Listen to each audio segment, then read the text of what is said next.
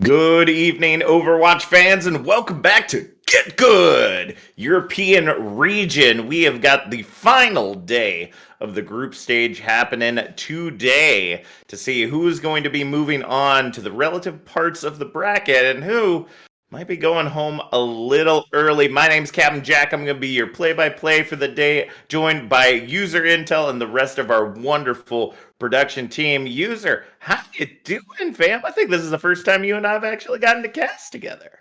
Absolutely is. We're both traditionally the play-by-play, but I'll be That's it. taking up the color, giving you a little bit of analytics, especially since we are kind of lower down in the division, meaning that I can give you honest and good advice.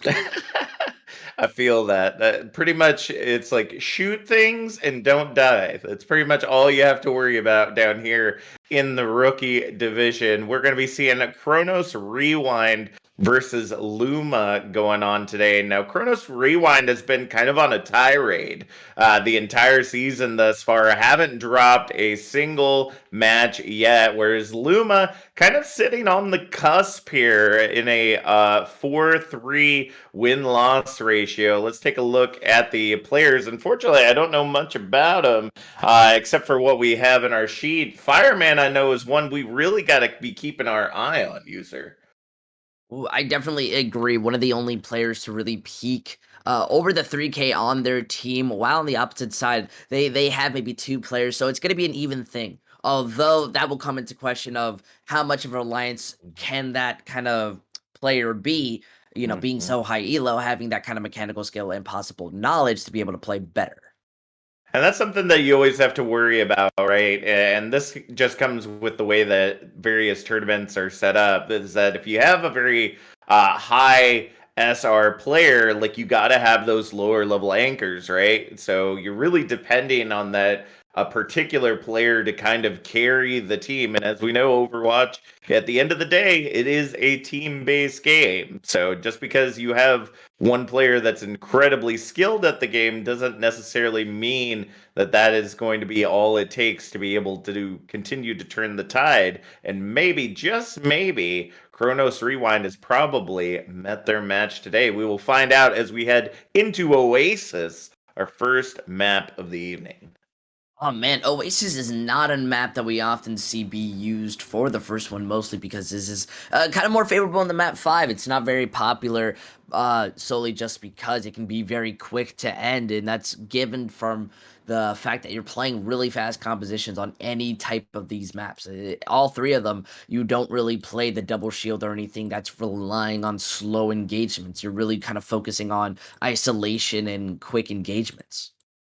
Well, let us hope that they can get that figured out. As we know, Control is always the warm up map for most teams. You know, just kind of get their feet wet, show their stuff, and possibly give us the expectation of what we might see here coming up. We're going to be starting off on University as our first map here on Oasis.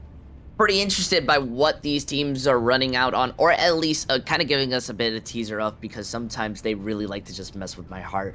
More of the fact that Luma may be running out with a Symmetra is by far more interesting than seeing Cassidy being run on the side of Chronos, solely since being able to put that pressure onto the shield is going to allow them to have more aggression play, and yet with Chronos being having onto Cassidy, it at least gives them a bit more passive and kind of mix of how they want to move in.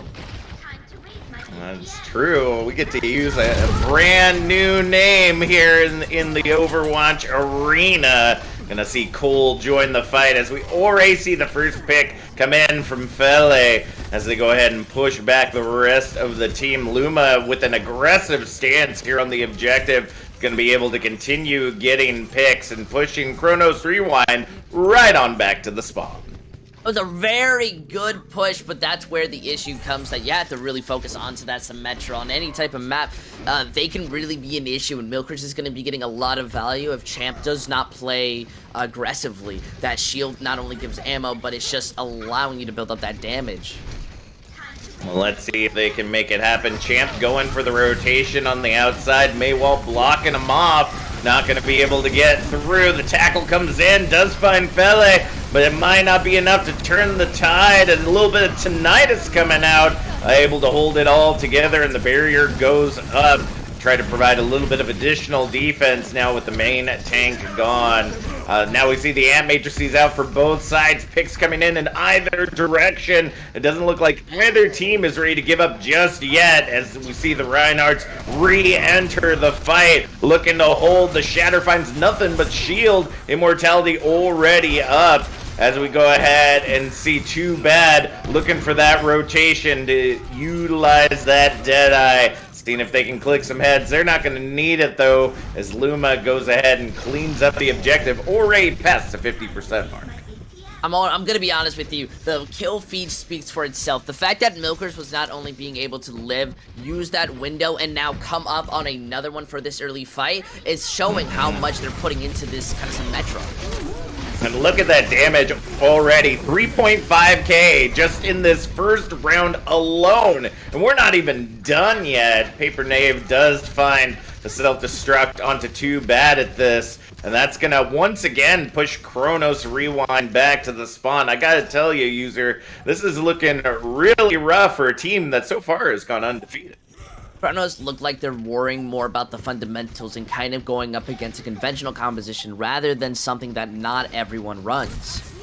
And that might be the case. Ant Matrix coming out as the tackle comes in. Immortality's utilized on either side. Blizzard and Barrier utilized as Haibu just keeping everybody alive. Too Bad at this. Able to get the pick with the Deadeye, and the flip happens in the nick of time. Kronos is able to clean up this objective and finally get some percentage points on the objective.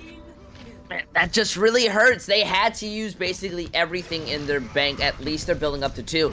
But now they're going to have to kind of mix things up if they want long-term survivability against Luma, who are switching over to Cassidy Cole or Cole Cassidy, whichever one you're preferring. we will definitely see how that works out in their favor. Ant Matrix coming out, doesn't find the value it's looking for with the Fire Strike. Shatters online, looking for it. There it is, it's fire! As we go ahead and see the cleanup coming in, Champ and Fireman laying down the bodies and making sure they stay on the ground as the percentage passes 40%. Luma kind of just went in there not respecting the table enough. That Mei is going to be able to isolate you off and make sure they're not going to be able to play the game. So more of Luma needs to be putting more value into their own Mei to be able to kind of wall off and give them space. That's true, and that's not working out very well in their favor. The Blizzard utilized to try to see if they can take it down. Fele, the Shatter finds 2, but the cleanup's just not there. Immortality holds it all together. As we see Paper Knave sacrificing their mech just to try to see if they can push back against the damage of Kronos Rewind. And it looks like finally, instead of going backwards, Kronos is heading forwards as we head into last fight territory. They're doing an amazing job. Look how Kronos have been able to build up 6 ultimates. They've been more of building them rather than struggling. And it seems that the Symmetra really was the big issue they tried to play against. That is true. It's kind of surprising that you saw them swap off. Destruct goes high as they look to make their way in. Shatter, Deadeye, finding 1, 2, 3. Rest in pieces indeed. Luma will right now. The chaos on the objective, just trying to hold it all together. Blizzard comes out to zone those off in the side room and will be successful for now. Milkers ends up getting sent back to spawn. Aibu getting tackled into oblivion. The only one left on the objective right now is Froppy, as the beat is invested. More celebratory than anything as Fele just gets bullied into submission. 99-99 right now as the team's trying to hold it together. But Kronos will hold the line, making it 100-0 here on University.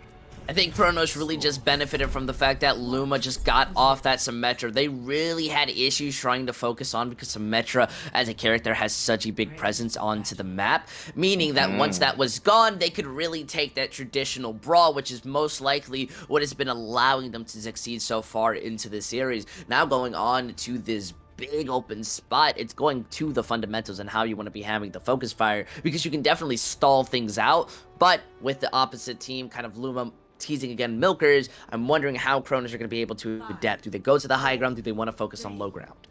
Yeah, that's kind of the thing that you don't see as much in the rookie division as you may see in higher elos, is that Symmetra TP is utilized for movement across the map very frequently. And if we would have saw a little bit more of that on University, we actually might not have needed to see them swap off of it to start off. We do see the tackle come in from Champ, falling incredibly low. But those Symmetra turrets are keeping them alive for now as we go ahead and see the boop come in. Fireman off the side. The carry's not going to be there to fulfill their potential, and the Maywall literally blocks all of Kronos Rewind into a prison of death. Luma goes ahead and takes control to start things off. Milkers is just doing an amazing job of overstepping their boundaries. A lot of the times we teach our DPS to flank or kind of play at angles, but Milkers is basically just main tanking as they move forward, ramping up that damage and making sure that Kronos have no room to be able to play how they want to play. That's why they're now moving on to the Wrecking Ball composition to break their line of sight and to be able to kind of poke people out. That's true. Looking at Paper Knave right now, putting in a heck of a ton of work as the off-tank, already making it up to almost 20 elims right now. Just going to keep doling out that damage as you see him chasing Live, just sending him right back to spawn as should be. No reses for the side of Kronos Rewind this time around as Luma continues their percentage climb.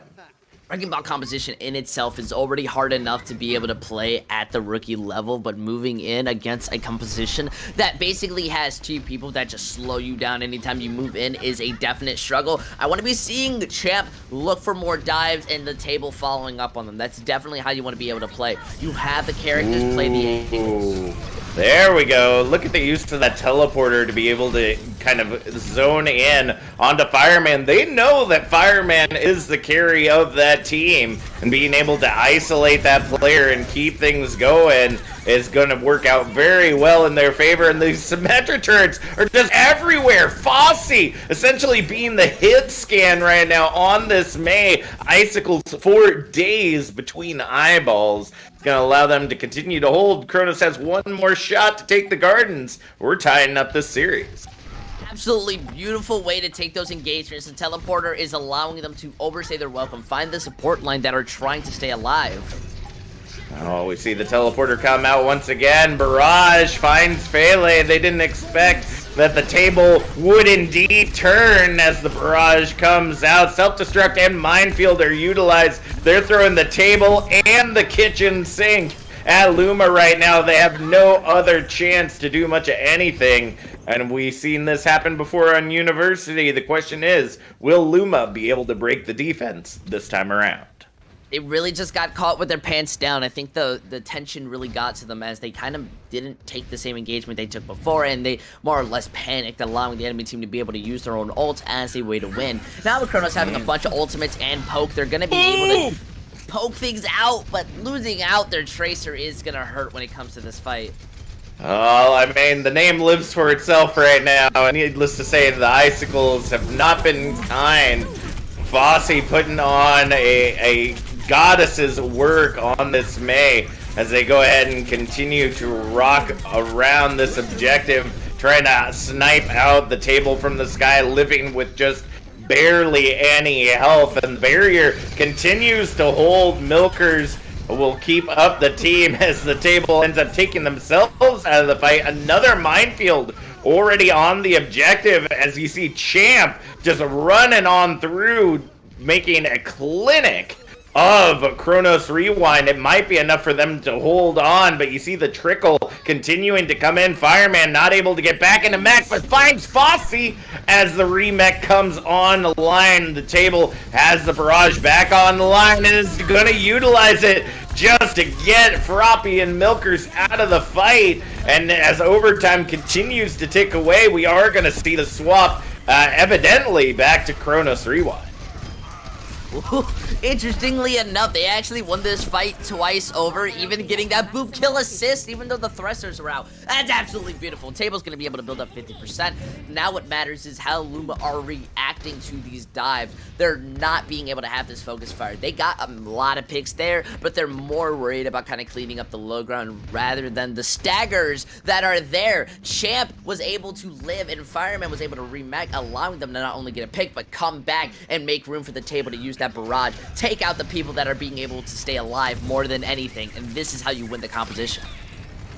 Well, let's see if they can turn the tide. Champ is going to be able to get back rather quickly as we see Cassidy enter the fray. Luma working their way into the objective right now. That high ground potential is going to work out well for them. The Milkers get sent over the side, but the Blizzard is utilized, trying to take Fireman out of the fight, but the Valkyrie's there. The res comes in, the big slam from Champ. It doesn't seem like there's anything that Luma are going to be able to do, and we're heading into final fight territory once again. Oh man, they really even hacked out Champ. They managed to shut it down very early on. But again, they are not being able to take out those who are being able to stagger, and especially with the table using the barrage. We see the Shatter come out, sends Champ down, and gonna send him back to spawn. Now Milker's falling incredibly low, trying to utilize that Ant Matrix as best they can. Self-destruct a little too high there for Fireman, but gets obliterated by Fele before they can find themselves back in mech. Table desperately trying to see if they can get this pick as Champ makes their way back into the fray. The beat just a little too late from Froppy to try to hold the line, and that is that. Chronos Rewind in a crazy state turns this right on around, continuing their perfect streak as they head into map 2. I don't know if there's a technical word for like reverse sweep on control, even though we saw Luke kind of get to 99 and then immediately lose it out because of one fight. And I think a lot of it became not only to the tension, which allows Chronos to be able to move in, but solely since the fact that Luma were having a lot of issues finding that focus fire, which cost them down more often than not. Just kind of ignoring out the Pharah isn't really an option sometimes. You really got to be splitting your attention, and that's where kind of the rookie division splits off from what makes you kind of rookie and then a little bit higher in that potential. And I think Chronos having a bit of a higher elo player maybe taught them those issues of, hey, we're being able to split them up. They don't know who to focus on. Our flankers go kill everyone else, so they can kill one of us, we'll kill all of them. And that's something that we were noticing throughout both of those maps, is just the simple fact that you could see that the focus fire was definitely on Fireman, because they, if they're paying any sort of attention to SR or whatnot, that's the one that you want to take out. You think that that's the linchpin, but based on what we saw from Champ or the table, they're able to play just as well on their own, regardless of what that SR means. So that just goes to show you that SR is just a number at the end of the day. I had a friend recently tell me that everybody has the same amount of buttons to push in the same order, and it's all about how well you're able to push all those buttons to make it work, and that, SR is just a number at the end of the day. Looking at this comparison between our Lucios here, not seeing a whole lot of difference. A little bit more damage from Aeroliv here, probably about 1k more, but for the most part, both of these Lucios doing a pretty incredible job. Actually, Aeroliv actually making a huge difference, as you see at hero time, ended up spending only half of the time Froppy did, but matching just about every single stat, even exceeding some of them. So that's pretty incredible. I think that's a very big point to point out, is that this is basically half the time. It's almost directly half the time. And the fact that they are able to not only double in eliminations per 10, meaning you are getting much more value on that Lucio. It's similar like playing Baptiste, where you need to be damaging and healing at the same time, but they have more healing, and that's really at a moment where Froppy is probably either playing really too passive or sticking onto that speed boost for far too often, you know, trying to hope to engage, that are not getting that passive healing, and you're not building up those sound barriers per second, which can be kind of like a big thing. A second in Overwatch defines a team fight. And I need to be seeing Froppy kind of do more. You have the Lucio name. You got to be living up to it, not in vain. That's true. And you got to look at that eliminations, right? Just absolutely dominating their Aerolive, able to get almost 25 eliminations per 10 minutes here on the map compared to Froppy, who, again, as you said, seems to be playing a little bit more passive on that Lucio. I don't know about you, but I always have that left click down. If I'm not doing something as Lucio, because the healing does itself, I'm spamming. I'm hitting everything that I possibly can with my abilities. That way I can get that damage out there and hopefully help my team just that little bit to kind of put it on the edge. As we can see, they're definitely making that work in their favor. Kings Row is going to be our next map in the series. It looks like has been selected, and we want to remind you all that we got an amazing logo contest going on. All of you submitted your amazing team logos for this season, so be sure to be going to logos.elohell.gg, or you can type exclamation logos in the chat so that you can get the link directly, and then all you got to do is vote. And then whoever ends up winning it out at the end of the season is, I guess, crowned the best logo for Season 8. Honestly, if you ask me, some people submitted an MS Paint type of logo, and I voted for them. I fully did. Full support in the MS Paint clan, all right? We don't need high graphics that take a lot of time and effort. But still, Kings Row. I'm going to be honest with you. I could not expect a worse map for Luma to try to go up against Chronos. They have shown to understand and be able to play the fundamentals of Brawl to a high extent. Not a high level per se, but to a very good extent. But Luma, they're rocking out on the Chimp, and we're not in the advanced tier. This is in Chimp Club where they're traditional on that Monkey. Winston is not very popular when it comes to the Kings Row, solely because of the May walls and everything, and sure, Chronos may not be running that out, but the Pharah still basically is like a May in a sense that you're going to be able to wall things off with their own damage and break those shields. It's going to be a struggle to see how Luma tries to take this. Luckily, though, they do switch over to the Reinhardt. Don't know how well the Sombra will work trying to go up against this comp. That's a lot of attention you have to focus off of.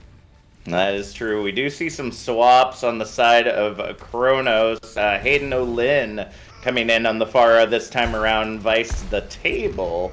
Doesn't look like we see any swaps for the side of Luma this time around, but they're going to go ahead and match it up, or actually go rush vice the Brawl that we're seeing from Chronos Rewind, which, to be completely honest, is very, very rare. Nowadays, you definitely see the Diva with her utility more utilized than the Zarya, but needless to say, that beam does cut through that defense matrix pretty easily, so it's going to be the battle of the off-tanks to see who's able to pull it off better. Yeah. Look at them already moving into the fight, being able to find out that first pick is kind of going to swing things out a little bit. Yeah, a little bit of a miscommunication there, it seems, as Fele dropped a little early. But with both Ryans getting picked off, it looks like it pretty much creates an even Blackfield. Barrage already out for Hayden O'Lynn, gets stunned out immediately by Milkers, and the cleanup is fast and fierce. Both Ryans now back in the fight. Champ already down to half. The Deadeye utilized, looking for a face to click. First tick, second tick, stun comes in, Hayden's down, too bad, and Champ following suit, and there it is, 5 minutes on the clock in a drastic turn of events back and forth between Luma and Chronos. A lot of eager plans coming out of Chronos when it came to that Pharah. I definitely think they should have been playing a lot more forward.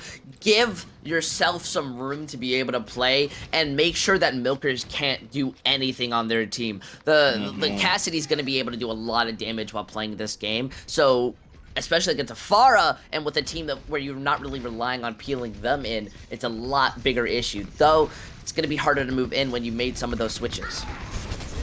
That is true. We do see the rotation come in. Blizzard utilized by Fossey ends up grabbing 4. The only one they're not going to be able to get a whole lot into is Fireman trapped on the high ground. But just a look at Milkers right now, just doling out damage like a mad lad on this Cassidy, and it is just proving to be too much for Kronos to handle right now. Oh man, this payload is getting very close. They're mostly using this fight just to be able to win Streets phase, which is very understandable.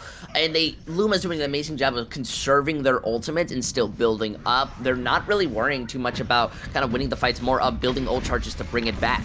Ooh, Kronos is going to be one to take that back. Self-destruct goes up. Got to wait for the Maywall to go down. There it is!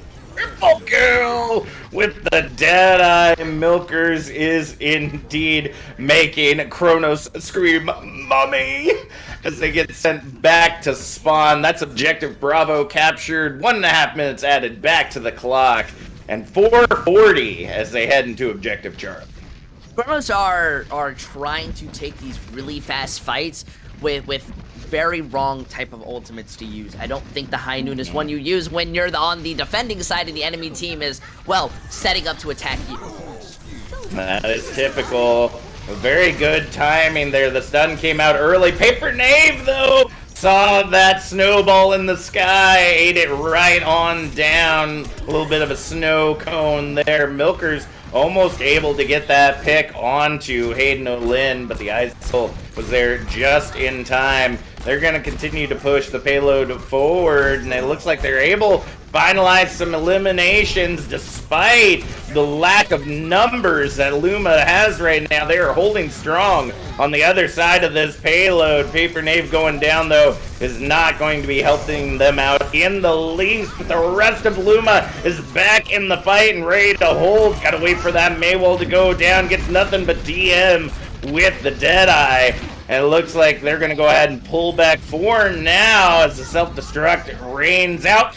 Oh, the remake. Gotta watch out for those. So much damage getting utilized right there. 1.5 minutes taken off of the clock, and it looks like Luma somehow is continuing to push forward. I want to give that entire fight when it comes to Phosphate. That May was able to just deny so much and stay alive to help the team get some room. While they are kind of losing out Froppy and having to slowly engage into the fight at a big disadvantage, they're still building up that Blizzard and have an opportunity to recontest this whenever they want. They are just choosing to disengage.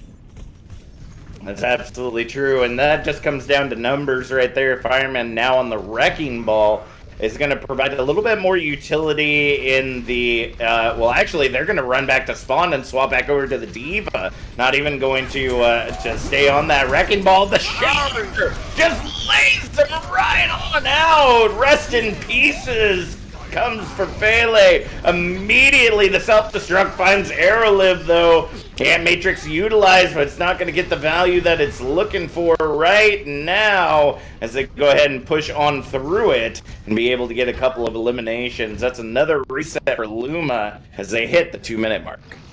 My goodness, I've got to say, when Champ starts to get that momentum, they are just able to bring it. They are absolutely there to be able to play that tank difference. But Luma, interestingly, used 2 very crucial ultimates in that fight. Definitely, they come down to panic when things start to get tough, and I wonder if that's an issue in comps.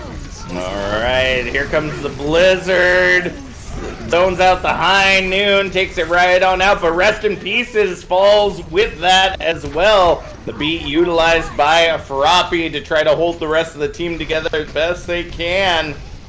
As Hayden just falling incredibly low, able to use the icicle to hold on. Solo Shatter coming in. Pele was not happy about that Blizzard shutting down their push right there. Will not get to pay for it though. Minute 20 remains on the clock. I want to be honest with you. You don't need to ego shatter like that. You know, you've already proved yourself to be able to hit them. I think Luma, Fella, you really want to hold that for a lot longer because now you're in less than a minute. Your team has to push forward. You even switch over to that Symmetra. You're playing very reactionary rather than engaging. Oh my god! Oh! And the Shatter comes in as Pele tries to turn around. Fireman! What a mad lad! coming in here. Team kill rings out, 45 seconds on the clock, and it literally is coming down to Fossey and the snowball. Yeah, I said it very early on. Chronos play at a momentum where they want to be able to use these ultimates early, and Luma, they don't have the ultimates to kind of counterplay that, nor do they know how to play against this momentum and speed. That's true. Fireman just putting out a clinic right now. Look at those stats on screen, but Milkers is looking to eliminate all of that with the Symmetra beam already up to the level 3 and just melting everyone in their path. Couple picks onto the side of Luma, but it's not going to be enough to shut them down right now. 5 seconds on the clock as we head into final fight. Overtime is going to start ticking away as Chronos just waiting for the rest of the team to get in. Barrier already out from Milkers. Fossey has the Blizzard online, ready and raring to go, but so does Hayden Olin. As we see Fossey moving in, the Blizzard that comes in late wins, grabs the double kill. Jedi coming out for too bad at this. Finds Ibu, but it's not going to be enough to turn the tide this time around. And now Fireman on this wrecking ball is continuing to hold the line for just a moment. Got to get him off the point to get that final little bit. Counter tackle ends up, I believe, sending Pele over the side here shortly. But nevertheless, they will get objective Charlie with no time on the clock, though. So if Chronos wants to lock this down in their favor and not tie up the series, they've got to get this in with time to spare.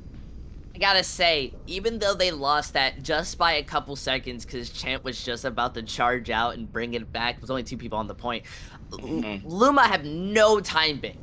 Chronos have shown themselves to already be a team that is momentum-based. Once they start getting it rolling, they're going to push forward. A lot of what they lost in that kind of final fight was just from the fact that they panicked. Luma just rushed into them, and they were like, "Oh, we're uncomfortable.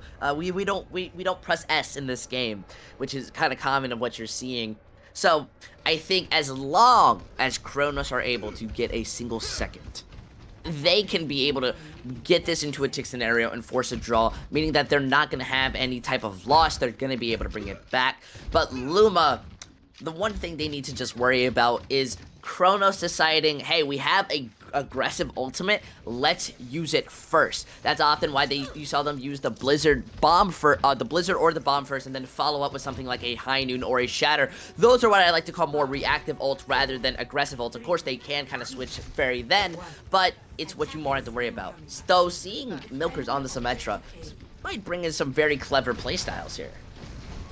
It's true. Not only can you use the teleporter just to be able to get behind Chronos as they're rotating, but you can also just use that beam, as we've seen several times before, to just shred the enemy. And we will continue to see that come out. The Maywall ends up separating half the team, and there comes the rush as they go ahead and move into the side area. Milkers having to reload, just too much beam for them to handle right now, and the picks just start coming in.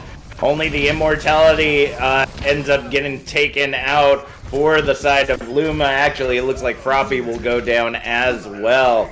But between Fossey and Milkers, this is CC Central right now.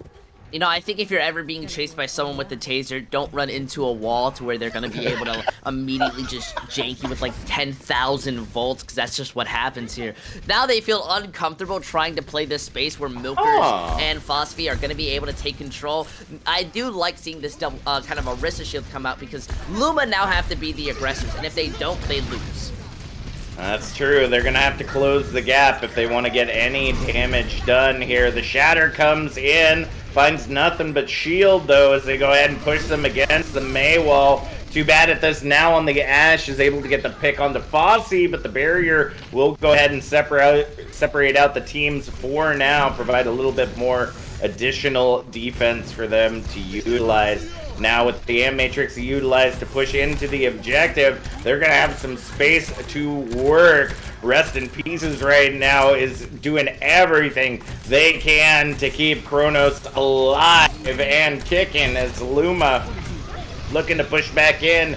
Gotta watch out for that barrage getting ready to be online, and we see the trades coming in. Self-destruct comes out. Immortality not saving anybody or anything. And Hayden continuing to stay online right now, able to get the single pick. But it's not going to be enough to turn the tide of the fight. First tick, second tick. We're getting ready to come in for the side of Kronos, but the time bank is continuing to get staggered here. It looks like that'll be it for this fight as Objective Alpha is captured. But Luma did their job. They were able to hold the line and get quite a bit of time off of that bank. Yeah, they weren't able to finish it out fast enough, and that's exactly what Kronos really want to be playing as, slowing down the fight, being able to build up their ultimates, and eventually win off that. Luma win more if they're able to just wall off, kill the rest of the line to where Hayden cannot really do much. You can get a 3K, but if you have no team to follow up, you have nothing. Well, there's the barrage! Oh, the E comes in a little too late. Takes down Milkers and Frappies, and that is all she wrote. That is all they needed to be able to continue to push through the streets phase. But they'll get one more fight to try to hold the line at Objective Bravo. You know, I said the 3K. That was a 2K. Right? I didn't mean it like that. Still, Luma aren't checking their corners anymore. They very much, playing against a Pharah is very much a hit or miss, where you have to not only ignore the Pharah, but know where the Pharah is at all times to be able to counter it. It's a very headache, but it's really up to the D.Va and Cassidy to be able to do so. That is true. We see the Bob invested, gets sent deep into the back line, but actually gets sent right off the side. Oh no! Fossey getting a little too cocky, ends up getting taken out, but the Blizzard still ends up being utilized, just not finding the value it was looking for. And here comes the Bongos, singing the song of dangerous, dastardly dues. The damage will be enough to be able to allow Kronos Rewind to continue pushing through. They're going to get almost 4 minutes on the clock to push into Objective Charlie, but we saw how this worked out for Luma.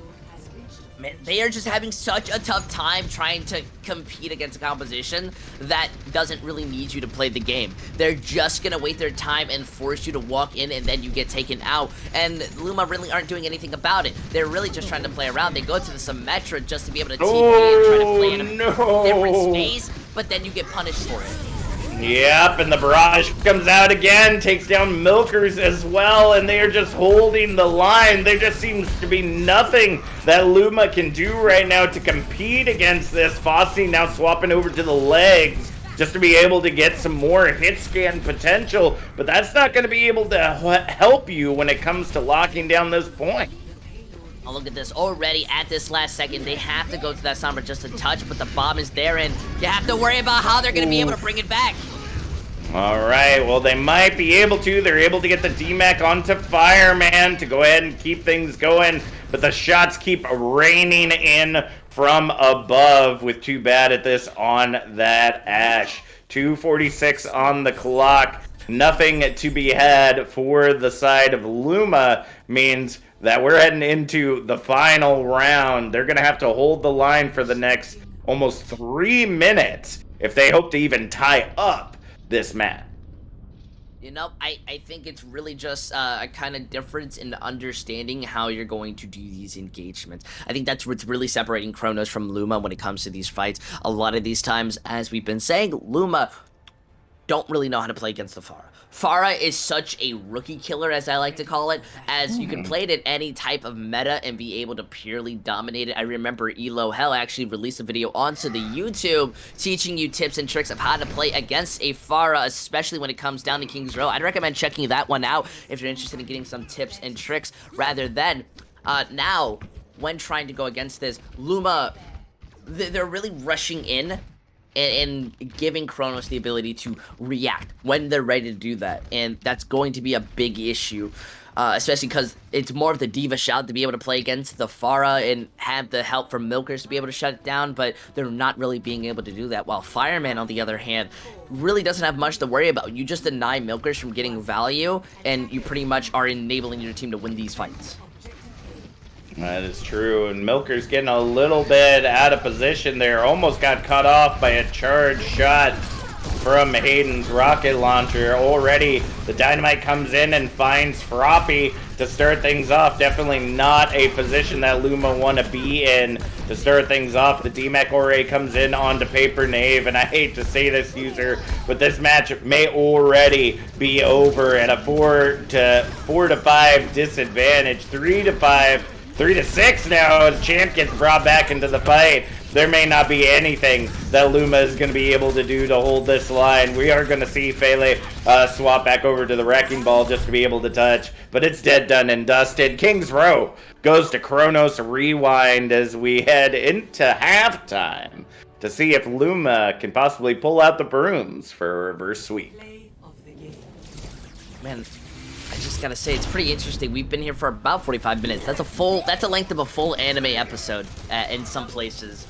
And right now, Kronos were able to win that out, not only because Luma were a bit too aggressive, and Froppy has been picked out a lot often due to just poor positioning mistakes, but they just were able to force Luma to play more reactionary. They weren't playing first and all that. Luma very much are struggling to figure out the perfect in between to be able to play against that far, and that's not something you can do without getting, like, I think, good coaching or anything. And more than anything, I want to kind of put an emphasis onto these diva players because they were going to be making the difference when it came to these fights. More than anything, Fireman just showing up, beating these stats. Once again, another situation to where they have less time, and I think that's mostly because they played the Wrecking Ball a little bit and the Zarya kind of, but still, getting better stats in that type of area means a lot. The only difference that there is that Paper is being to beat is not only deaths per 10, which is absolutely terrible. If you're going to be hitting this 7, that means you're losing more often than not, but by 1% of that ult per 10. That's literally what it ends up coming down to here, and it's unfortunate to see, but it's also showing of the SR differential of these two divas, right? As we said earlier, Fireman sitting at a 3.3k, which if we look at Paper Knave, they're only sitting at 3k. So, you may think that 300 SR is not a huge difference, but I mean, the stats kind of speak for themselves here, folks. Having that, hitting kind of that next level of play, looking to make that jump from rookie to intermediate means that you play a little bit more aggressively. You play a little bit more kind of out of your skull when it comes to being that off tank as diva. Off tanks, as people have said many times before, are kind of the lifeblood of a team. They're the ones that are literally doing every job all the time. You got to protect the front line, got to protect the back line, got to protect the flankers. Like, you got to be everywhere all at once. And the higher you go, the harder that gets to do because everyone is everywhere all the time. So we're going to go ahead, send it to a short break. When we come back, we'll see if Luma can turn the tides and bring this right around, or if Kronos will end the series right here, right now.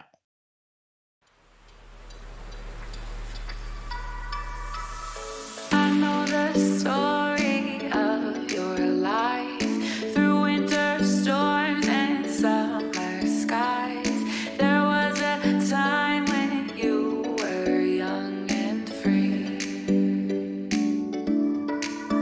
So let's go back to the beaches where I always make you laugh, to the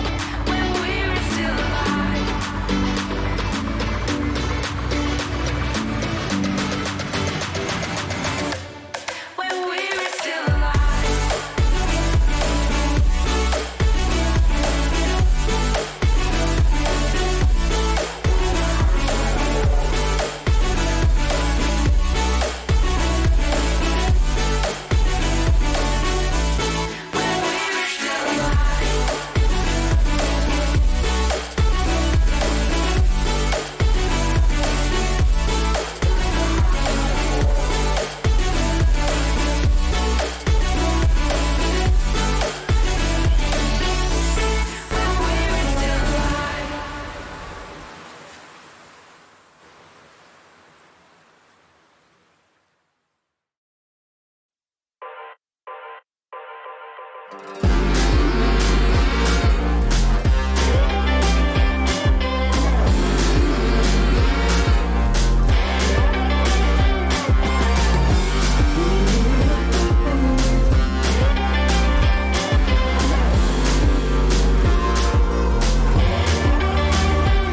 you go again, looking so handsome.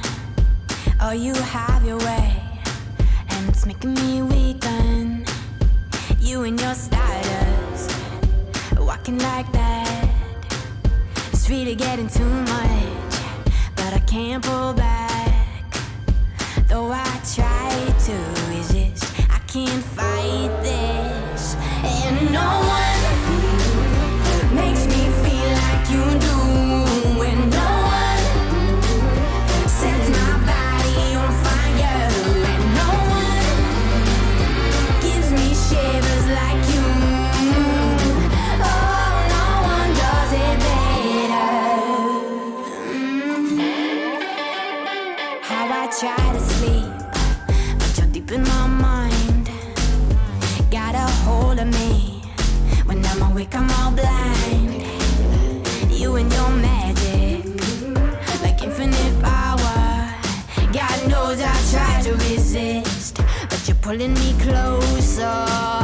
Oh, I gotta stay away, but you won't let me.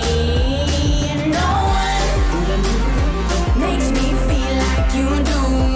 And no one sets my body on fire. And no one gives me shivers like you. Oh, no one does it better.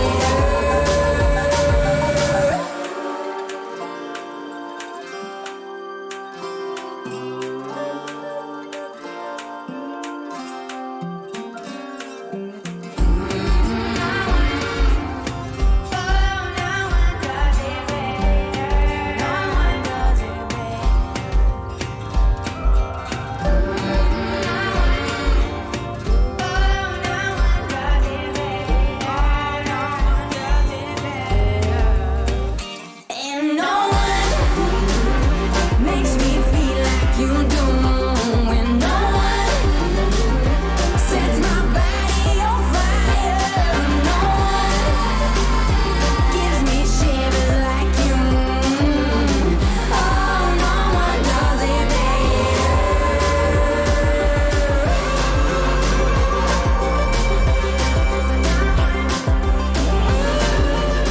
coming up from them. And then the Ana goes down after that, and it was just quick cleanup. Resignations and Witty Wave really clutching out in the DPS department for SM, and they've got first capture crossing 15%. Ultimate's coming up online already. You're going to have Deadeye, and look, we've got Grab Dragons available for that test. Oh, and they're gonna waste no time in committing it. The Graviton comes out. It was there, but it's not gonna get any. Oh, excited. Thank you so much, Sidebjorn. Living up to the beautiful strats from Roar Esports. They're gonna go ahead and teleport directly onto the point, so they will be meeting them tantamount. Nothing to try and eat it with, nothing to stave it off, no support ultimates. They've got a shatter, it might just have to be put in to keep the Bastion ult, but they don't care about this Bastion ult. They've got a Batiste! Oh man, this is just nutty right now.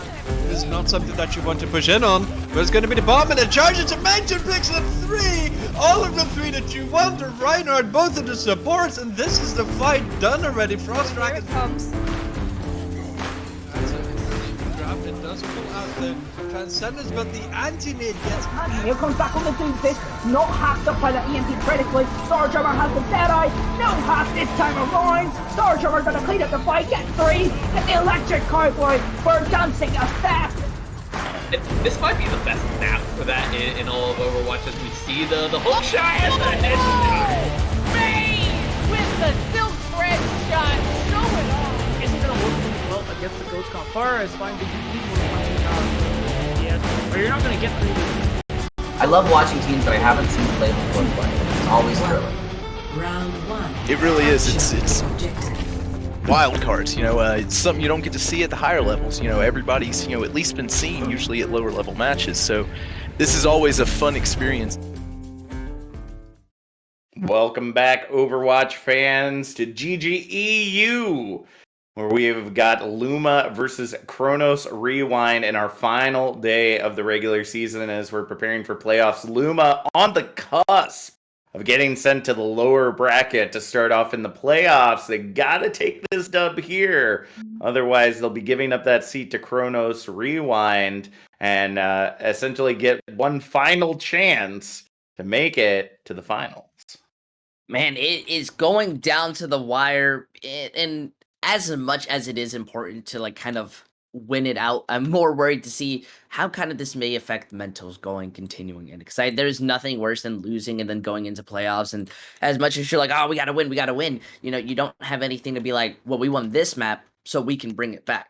Although I think that's just weak mentals if you're not ready to go absolute ham and kind of take over the game. This is still anyone's kind of situation or like area to be able to do things, but I think it's really just going to have to see how they try to do anything on Junkertown and how they play around it, because this is definitely a map where the Wrecking Ball works and kind of a lot of compositions are viable, except Brawl, which has been the most viable one when it comes to Luma, and that's a worrying spot.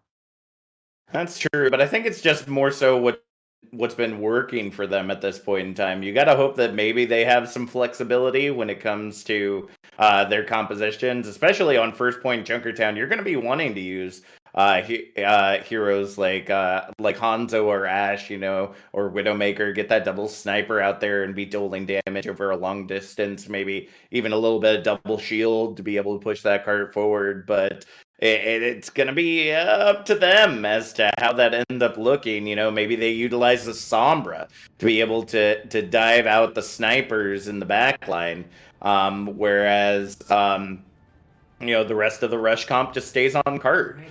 Maybe that's their goal. It looks like Milkers is Luma actually entirely is going on to the defense to start things off. Which puts Kronos in a very interesting position. If they want to win it out, they got to be able to take it all the way this time around, and it looks like Luma is opting for that double shield.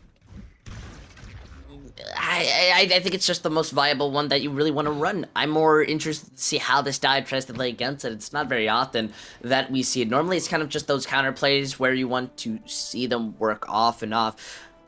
Which is definitely understandable, but the fact that Kronos are going to be running the dive, meaning that they are going to be able to play very proactive and try to take out Luma before anything happens. We do see a swap coming in once again. The table of being reintroduced back to the team. Going to be working with Hayden Olin on that Echo and Genji with the dive comp that they're coming out on. And looks to be working for right now. Double Shield doesn't have a lot of mobility as the first pick comes in onto Paper Knave. The Sigma ends up getting caught a little bit too out of position. And the choke is going to be taken control of by Kronos to start things off. Already we're going to be seeing some swaps come in as Paper wants to be able to play that D.Va, kind of peeling some damage. And look how much they are just pushing forward, trying to take out these Sarissa. Ooh, Milkers sending some Helix rockets right into the face. Our table is broken as they get sent back to spawn. Luma is going to be able to retake control of the objective at the 3-minute mark. And I can't even, say anything about that. It's absolutely funny and true. But now it's just Kronos are having struggles kind of finishing off these targets when they're pushing it, especially this Orisa. That is true. We do see the swap of Paper Knave over to the D.Va, wanted to get back into the fight a little bit quicker, and provides a lot of the same abilities that Sigma does to a certain extent. Minus the shield, you can still eat up quite a bit of damage. Table does have that duplicate online ready and raring to release at a moment's notice. The attack visor comes out, doesn't really find the value that is looking for, but the dynamite grabs a lot, almost up to that Bob right now. As Hayden Olin moving in onto Fele, trying to create that space and seeing if they can take out the Orisa. But Fele is not scared, and the Bob is on point, holding the line right now. The Sleep Dart comes in, able to keep Fireman in the fight for now, but Paper Knave able to get the trade on the Champ. That's going to force Kronos Rewind back to spawn once again, or at least back past the choke. And less than 2 minutes remain on the clock. Nice, nice, nice. A good way to kind of stop that push when it was getting really close. And now Kronos are finally building up to that Nano Blade, which I'm pretty sure is their one ultimate that they truly want to like put a lot of emphasis on. But Luma can basically be fine. As long as they don't get baited out or use this Transcendence really early, that's going to cost them a lot because the dive's already setting up just trying to ignore the Orisa. That's true, and look at Milkers already ready to go once again. Here comes the Nano Blade, and there's not going to be much for it to be stopped, and the Transcendence, unfortunately, gets a little too outside. The self-destruct, and Remake from Paper Nade grabs the triple kill, shuts down the entire investment from Kronos Rewind. We're under a minute on the clock now, and Luma may actually hold the line right here on Objective Alpha.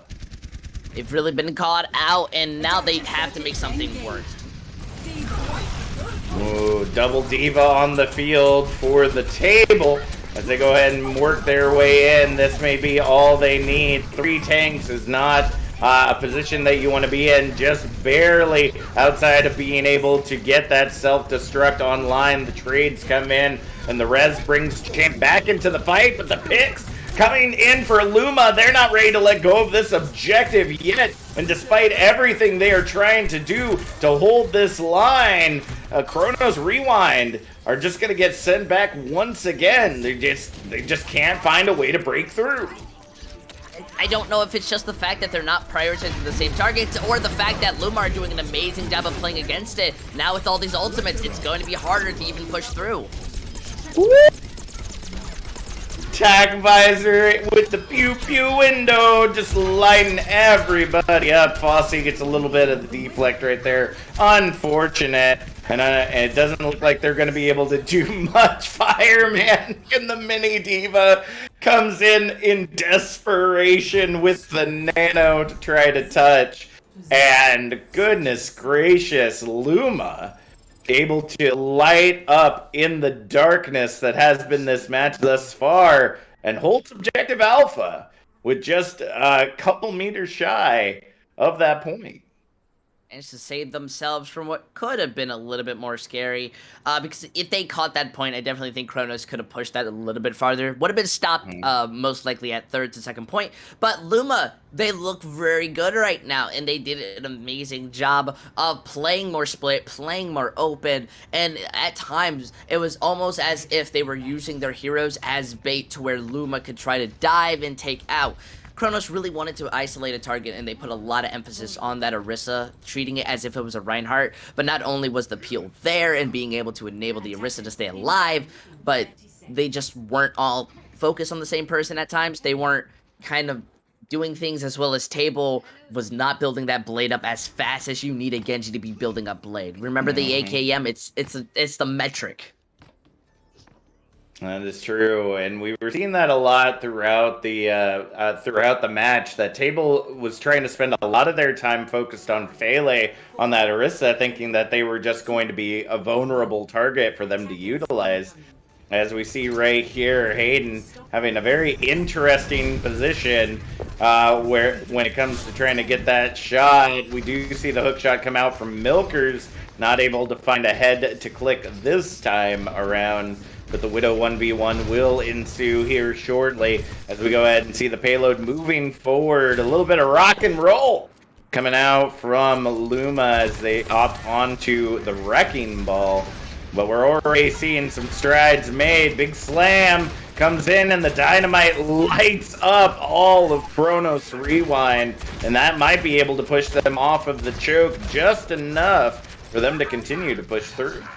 Honestly, I think that the Wrecking Ball composition is much better to go up against double shield than it does with a dive, solely because the Wrecking Ball is the most annoying character in the game next to Summer. You're absolutely right, and as you just see Fele just rolling in just like a bowling ball between bumpers, having no issue whatsoever. And you got to remember, their spawn's right there. Even if they die, they just end up getting back into the fight. And Milkers apparently forgetting that there are stairs right to the left that you can take to get up there. You don't have to do the cool rocket jump every time. It's okay. As we go ahead and see them try and push through. Ooh. Oh man, I thought Bossy almost grabbed the table as they dashed in right there. Ended up grabbing the headshot. Both healers down for the side of Kronos Rewind. The bongos end up getting invested. But I hate to say it, bongos don't help you stay alive necessarily. They just pump out a little bit more damage. Looks like that will be enough though to at least hold the line for now as they wait for the healers to get back into the fight. My goodness, they're already being able to hold this out, and it's more of the fact that Luma have a similar issue with what happened to Kronos on the dive-in. It's a target focus and prioritization of who you want to be going to. Their composition is definitely strong and has some sustain, but Kronos are just either somehow living or just not dying. A little bit of both, I think, as the same statement. And have built up their ultimates. They're not really worrying about too much, and who knows, they may be able to even full hold the full hold. Well, that's true. A full hold can always be full held harder. And it's all going to be about creating that extra space. The table has the blade online. No nano this time around for them to be able to utilize. They're going to have to be a little careful in how they use that. Minefield comes out to go ahead and start things off. Gravitic Flux looking for some value. First, second, third picks coming in, and the Transcendence is just way too late. Gonna end up getting taken out at the end of the day. The self-destruct goes in. I'm not for certain if they wanted to use all those ultimates, but it doesn't seem to matter. The only one able to get back in time is going to be Champ, and they're going to be melted down immediately. Transcendence utilized by Ibu as Froppy goes down. Going to keep the team up for a moment as we head into the final minute of the match. 0.07 meters remaining on the objective as the attack visor whittles down the remaining members of Kronos. Rewind around the point. They step off just a little too long. Takes 1 second to push that less than a meter that they needed to grab it. Luma not out of this fight yet. Takes Junkertown 1-0. That was pretty much a full-handed sandbag when it came to that last fight from Kronos. We saw the amount of ultimates they had, and I definitely feel those are the type of ultimates, especially the Gravitic Flex, that take out Luma's composition, or at least force out ultimates like a Transcendence and a Rally, and yet they not only kind of flabbergasted when they use them, kind of throwing them out randomly or just using them at such quick successions. They don't work very off, but Luma were able to save up their ultimates, build them off, and then immediately use it. There's no way you stop that when the payload is so close. If you're not getting those picks, then your respawns are kind of even. It's not going to benefit you. So at least Luma keep their chances to kind of go into a higher bracket. That's absolutely true. And Kronos, we've been seeing quite a bit during this series.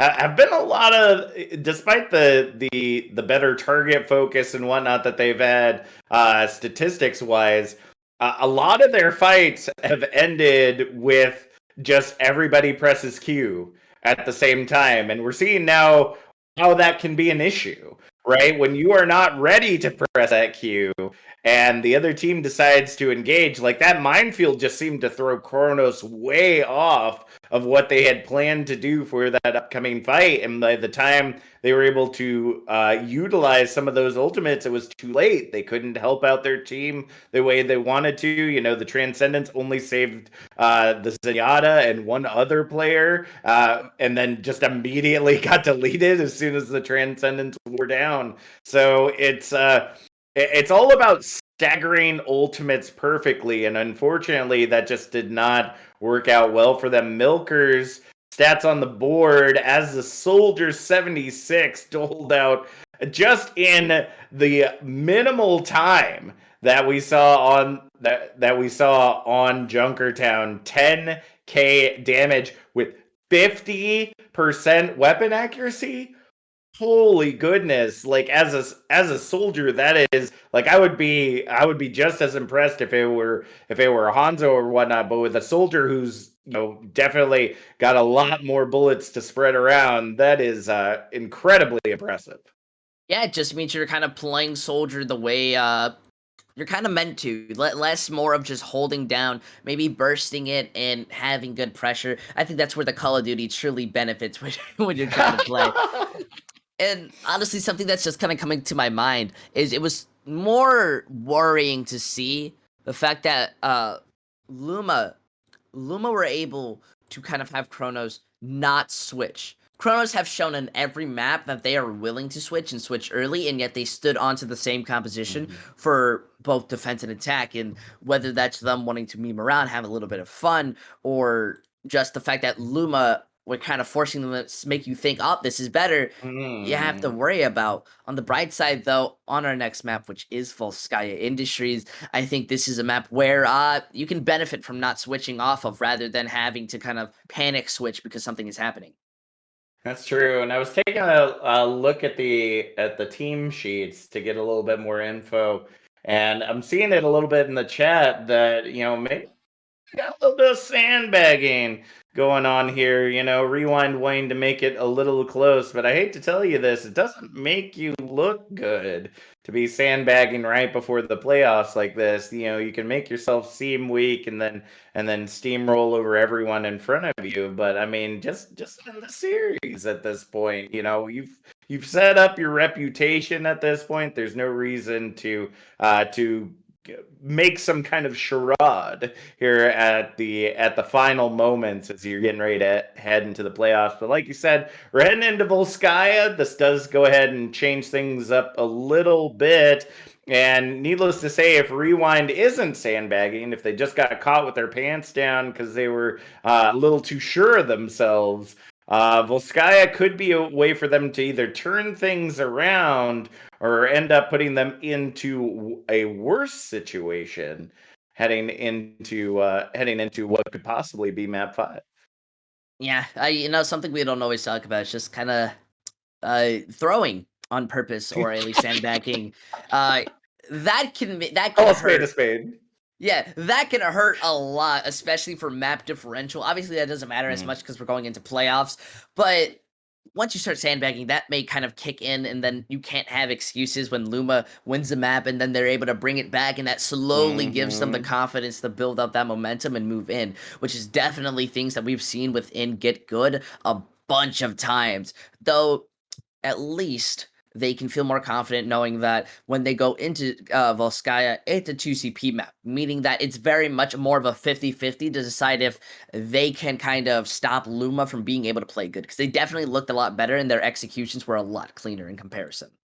That's true, but I think we got to think about the compositions that we saw on Junkertown, right? And just take them for face value and not think about whether or not there is some sandbagging going on here. And needless to say, the rock and roll composition we saw from Luma was being utilized a lot better than the dive that we saw coming out from either team. And so if we're thinking about compositions typically used on Volskaya Industries, you're looking at that double shield, you're looking at that rock and roll and the dive, maybe even some double bubble in play, which we haven't seen any of here thus far. But needless to say, based on the compositions we feel will be best utilized here, it's looking in Luma's favor. I mean, this map heavily favors fast compositions that are able to kind of play wide and loose. And, Luma has finally shown that they can adapt a little bit. And so let's see if that adaptation continues on. Fossey, stats on the board as Ash on Junkertown. Just seeing the, goodness gracious, 15-2 kill death ratio right there. Just absolutely gorgeous with a weapon accuracy of 30. Especially, you got to remember that your accuracy goes down when you're trying to break shields as well. So that's not always the best part of trying to be a DPS, is trying to keep that accuracy up. But nevertheless, Fossey was getting shots out the yin-yang on their attack. It was impressive to see kind of where those dynamites were going and kind of the lack of anticipation that we saw coming out from Kronos, as the dynamites would typically, if they didn't get the entire team, they would grab a vast majority of them.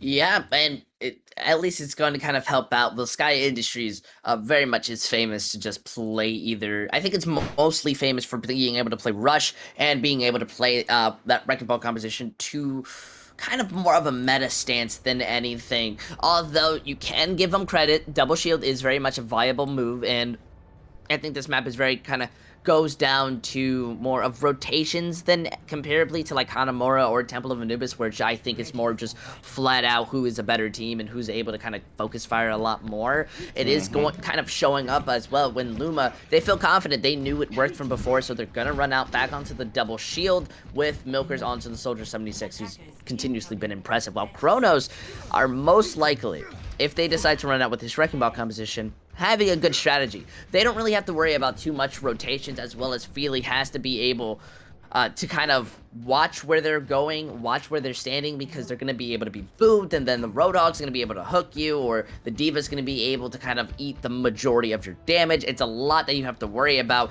and it's more a matter on staying focused than anything.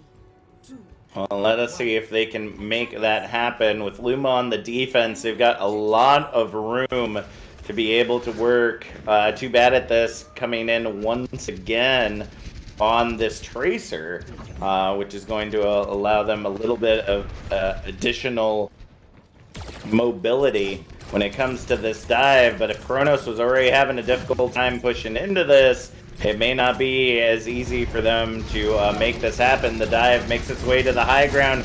Immortality utilized in the beam, melting down everyone and anyone that they could. Froppy and Ivu already down. That is a good time when your DPS your supports rather, are already out of the fight. And it looks like in a single push, we will go ahead and see Chronos Rewind go ahead and take objective Alpha, putting 6 minutes on that time ban.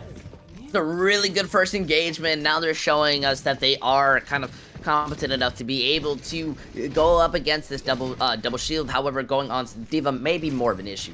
The Diva's always been better than when it comes to denying abilities and denying ultimates. So it's a matter of how do Kronos try to take this? Do you go after that back line? And it seems that they say yes. Alright, well they're going against the back line, and Froppy is now on the Briggs. They're going to be doling out some damage and trying to protect the supports as best they can. Get sent off the side, will pay with their lives. As we see, actually, if we're looking at the heals now on the side of Luma, they're running a Zen Brig. What kind of strategy is that? I hate to say, that is not the kind of heals that you want on your side. Maybe they were trying to hold out hope for the Transcendence, but woo-wee. Kronos really showing that the sandbag was true last map. 5 minutes, 18 seconds here on Volskaya Industry with a dive that's looking a lot more fluid than we saw on Junkertown. Yep, they just kind of actually focused fired, and they were able to take people out rather than kind of playing the game to play the game. They are playing to win it, more seems like it. Well, Luma more struggled on not only being able to peel, but being able to defend themselves. We did see them try to use that hold to maybe kind of slow them down, stop them from being pushing. But if you know who they're going to engage on, there's just a tip for rookies: play to counter it.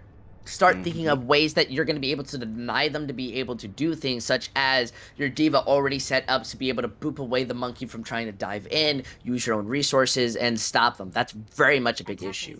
And now with Luma playing the Wrecking Ball composition, they're not really going to have much room. It's all up to their Zenyatta and Froppy to defend themselves and have those rotations. Sure, you're going to have Paper kind of there to be able to peel you, give you little kisses when you get the boo-boo, but Kronos are running dive. I don't know how much you're going to be able to defend when they just decide to go ape on you. That is true. It looks like Hayden O'Lynn asking for a little bit of respect here from Araliv, and they say no respect for the Echo player, only respect for your supports. Be sure to be tipping your supports in your comp matches, folks. They do a lot of work for y'all, keeping you alive. So go ahead and head into this match. It looks like we're seeing a swap over to the dive. Froppy and Ivu opting for the Lucio and the Moira, which isn't going to help a lot for the heals, especially when the dive is going to be moving in kind of outside of a group.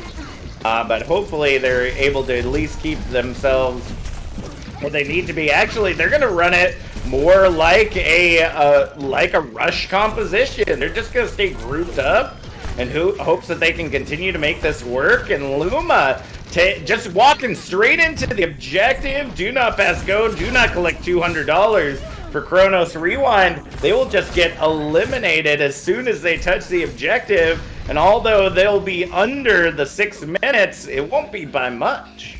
I'm not going to analyze their compositions if they're just gonna do the right thing, okay? They made a very good idea. They're playing what some people call Shadow or Goth Dive, even though no one calls it that, and they're playing it correctly as they're focusing on hacks and being able to play it more like Rush than anything.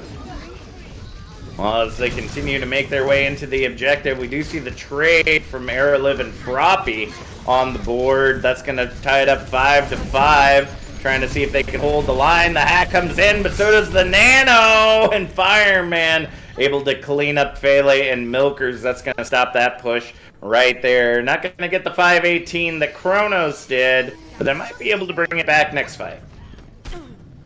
It's definitely a very open and viable type of strategy to see what they can do.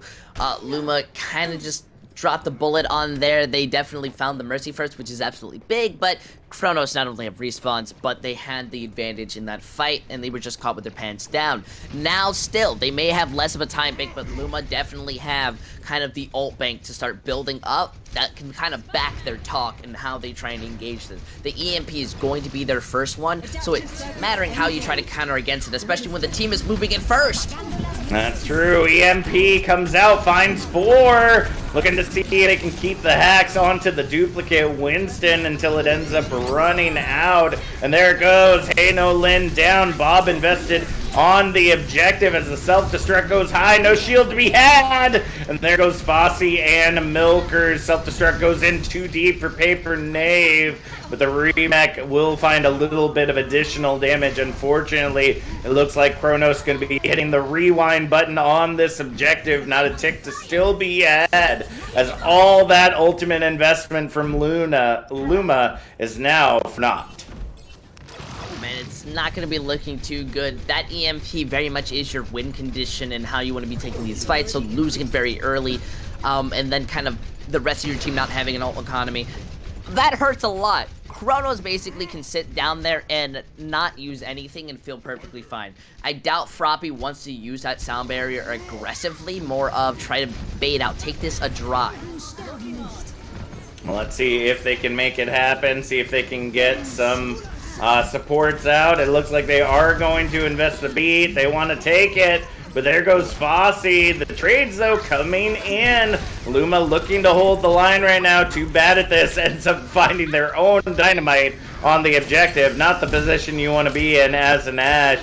Rest in Peace is trying to keep Aeroliv alive, but going to be unsuccessful in that matter. And it looks like the percentage is starting to decline. Champ getting slapped out right now of the Primal Rage as they try to reinvest on the point. And Milkers delivers the pulse bomb as they go ahead and get that first tick on the board. Second tick looking to get ready to come in, as Too Bad tries to hold that line, but the picks are just too much for Chronos to handle. Fireman gets the self-destruct, the sacrifice from Fele to go ahead and bubble that self-destruct and try to keep the team alive. It might not be enough. The Nano gets invested, though, onto Paper Knave, seeing if they can earn up that self-destruct once again to be able to hopefully hold the line, but it looks like they're just going to go ahead and give up the ghost. And that takes them down to almost 2 minutes remaining on the clock. Luma doesn't have a lot of time to work with. That was not a lost fight, rather that was just a reset. And I say that because they managed to get 2 ticks, build up the EMP, and still have some things in their back pocket. Chronos, they're gonna have to put out all the stocks if they want to be able to stop this, especially because this is more of Luma just being able to use that EMP to win it, rather than the target focus and kind of quick engagements that they used from before. And plus the Nano, which came out just a little bit too late, still worked, but it came out a little too late. But it's still down to the clock. If this doesn't work, I don't think anything will. That is true. They gotta try to find a way to make it work now. Self-destruct goes high. And it looks like it's not going to grab the value that it's looking for. Hey, no, Lin has the barrage online, but gets shut down by the EMP. Not going to be able to utilize it just yet. And with Airlive getting taken out of the fight, they're not going to be able to stay alive. The cleanup coming in. Luma continuing to hold on to all that is life right now on this objective. The Primal Rage comes out for both sides, but Champ is indeed paying off, and Fele just finds themselves over the side along with Paper Knave. They're going for the reset because they got a minute left to make something happen. I feel like the meme of the emoji which screams and slowly fades from existence, because I said if Luma couldn't beat it on there, I don't think anything can. They had something good, but then Champ uses the Primal Rage, goes a little Ooga, and takes them out, and that's basically kind of slowing them down. Now with the ultimates inside, this has to be very clean execution for any chance to be able to bring it back.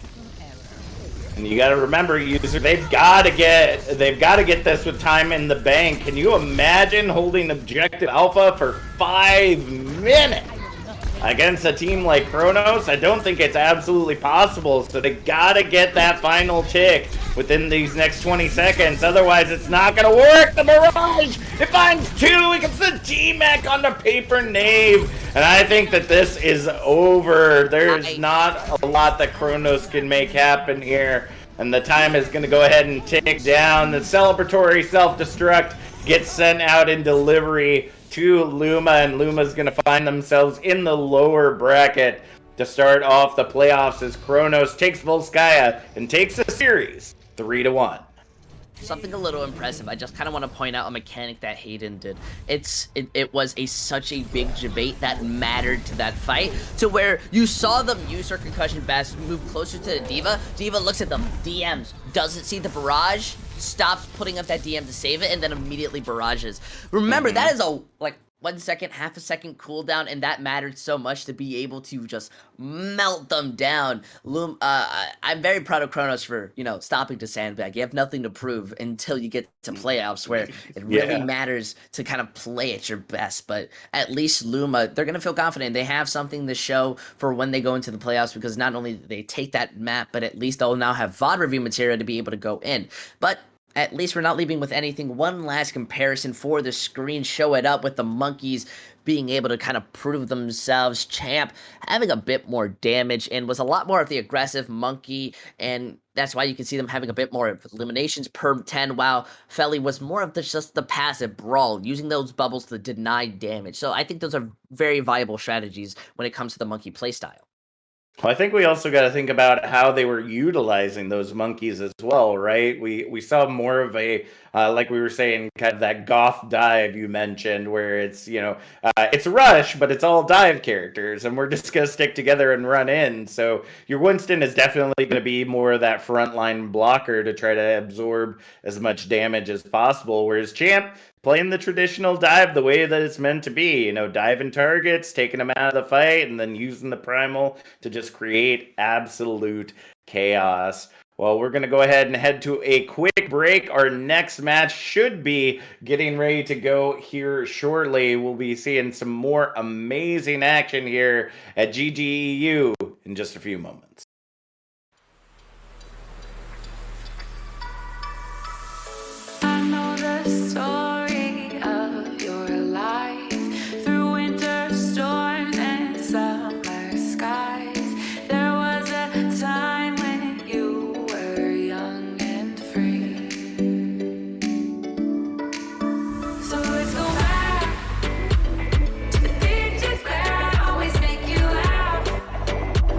Before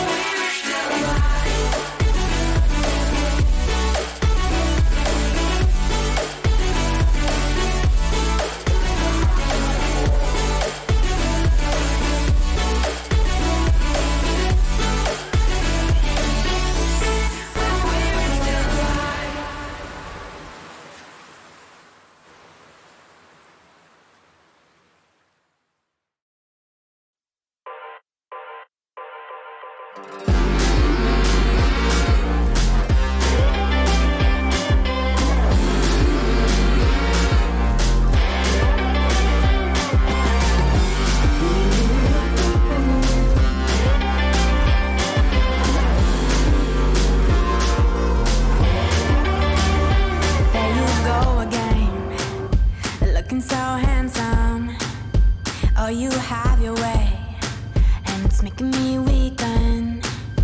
You and your stardust, walking like that. It's really getting too much, but I can't pull back. Though I try to resist, I can't fight this. And no one makes me feel like you do. And no one sets my body on fire, and no one gives me shivers like you. Oh, no one does it better. How I try to sleep, but you're deep in my mind. Got a hold of me. When I'm awake, I'm all blind. You and your magic, like infinite power. God knows I try to resist, but you're pulling me closer. Oh, I gotta stay away, but you won't let me. No one makes me feel like you do, and no one sets my body on fire, and no one gives me shivers like you. Oh, no one does it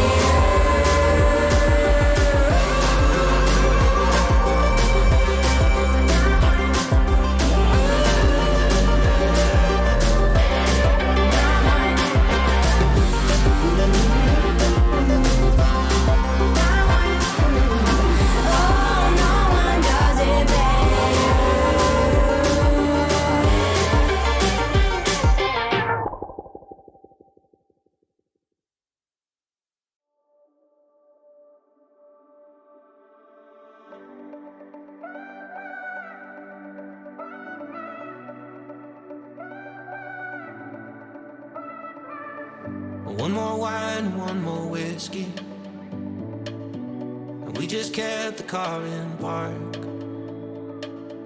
and dim the headlights so we see the stars. Let them tell us where we should start.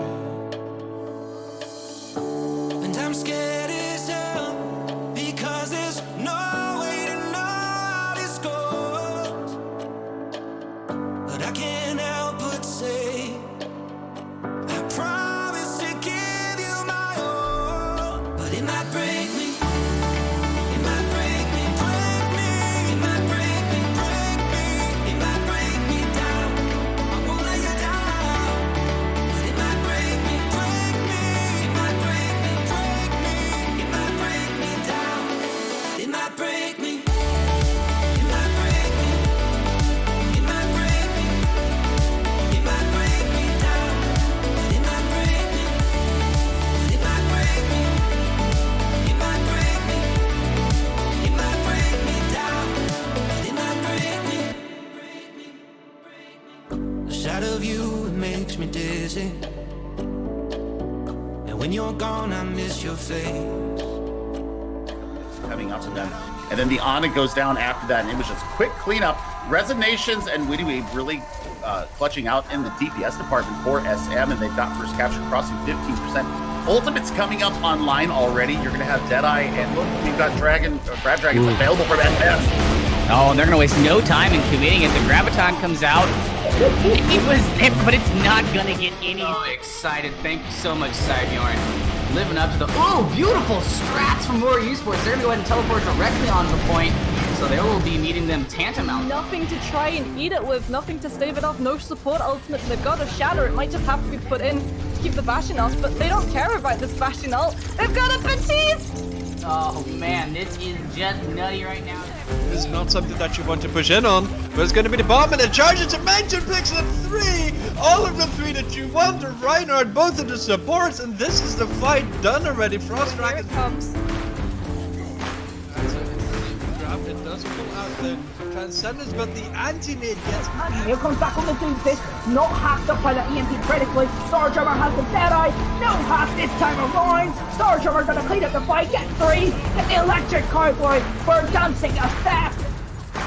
This might be the best map for that in all of Overwatch as we see the hook shot and the headshot. Bane with the silk thread shot going on. Isn't gonna work really well against the Ghost Confar as fine because you need more punching power. Yeah, or you're not gonna get through this. I love watching teams that I haven't seen play before play. It's always thrilling. Round 1. It really is. It's wild cards, it's something you don't get to see at the higher levels. Everybody's, at least been seen usually at lower level matches. So this is always a fun experience.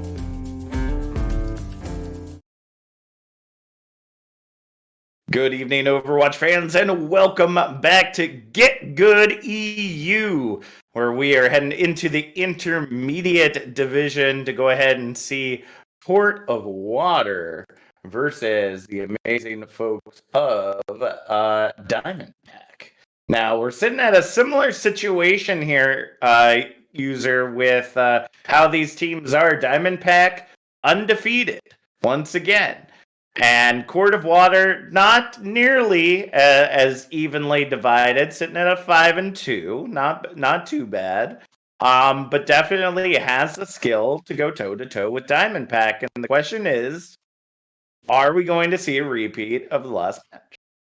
I really don't think so. I think the intermediate teams are more often than not very even. A lot of what makes those differences to get them into that area where they're undefeated is the fact they just have a bit more of understanding or they're refining it. Still, though, it's basically anyone's fight because intermediate is basically a bunch of diamonds throwing themselves at each other and hoping that somebody's going to make a mistake. Because I still feel a diamond is basically better than plat, but you still make those mistakes, and that's what matters. It's being able to identify and being able to play against it, especially since Diamond Pack, they look to be more comfortable kind of on these big dive compositions. Those are very easy compositions to be able to break down and understand comparably to something as like a Wrecking Ball or a Double Shield, which sometimes can be a little harder, even though they're very simple compositions.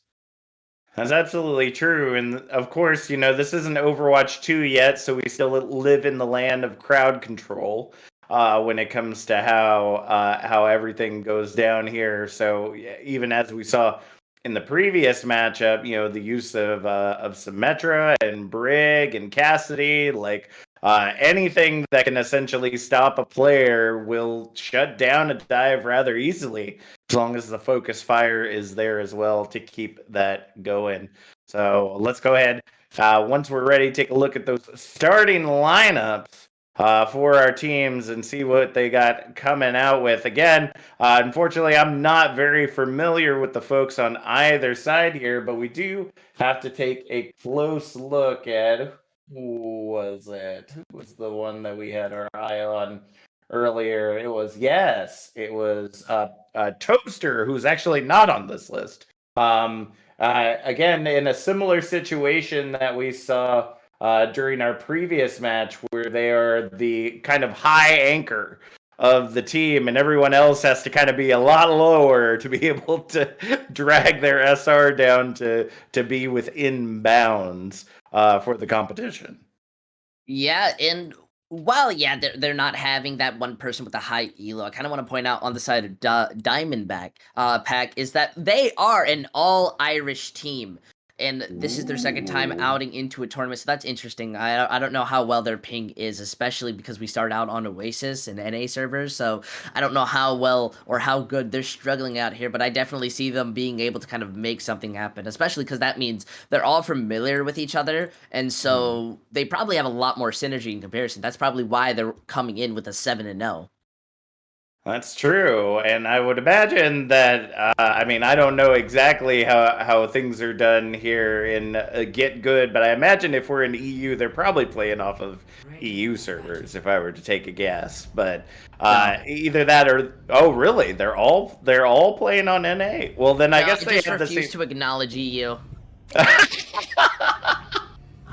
Well, that would just be the assumption I'd make, but nevertheless, they'd be playing off of at least the same ping at that point, since I'd imagine all teams, at very least, are from the EU. We'll be starting off on City Center this time around, which is going to be a lot viable for the dive compositions that we see coming out the gate.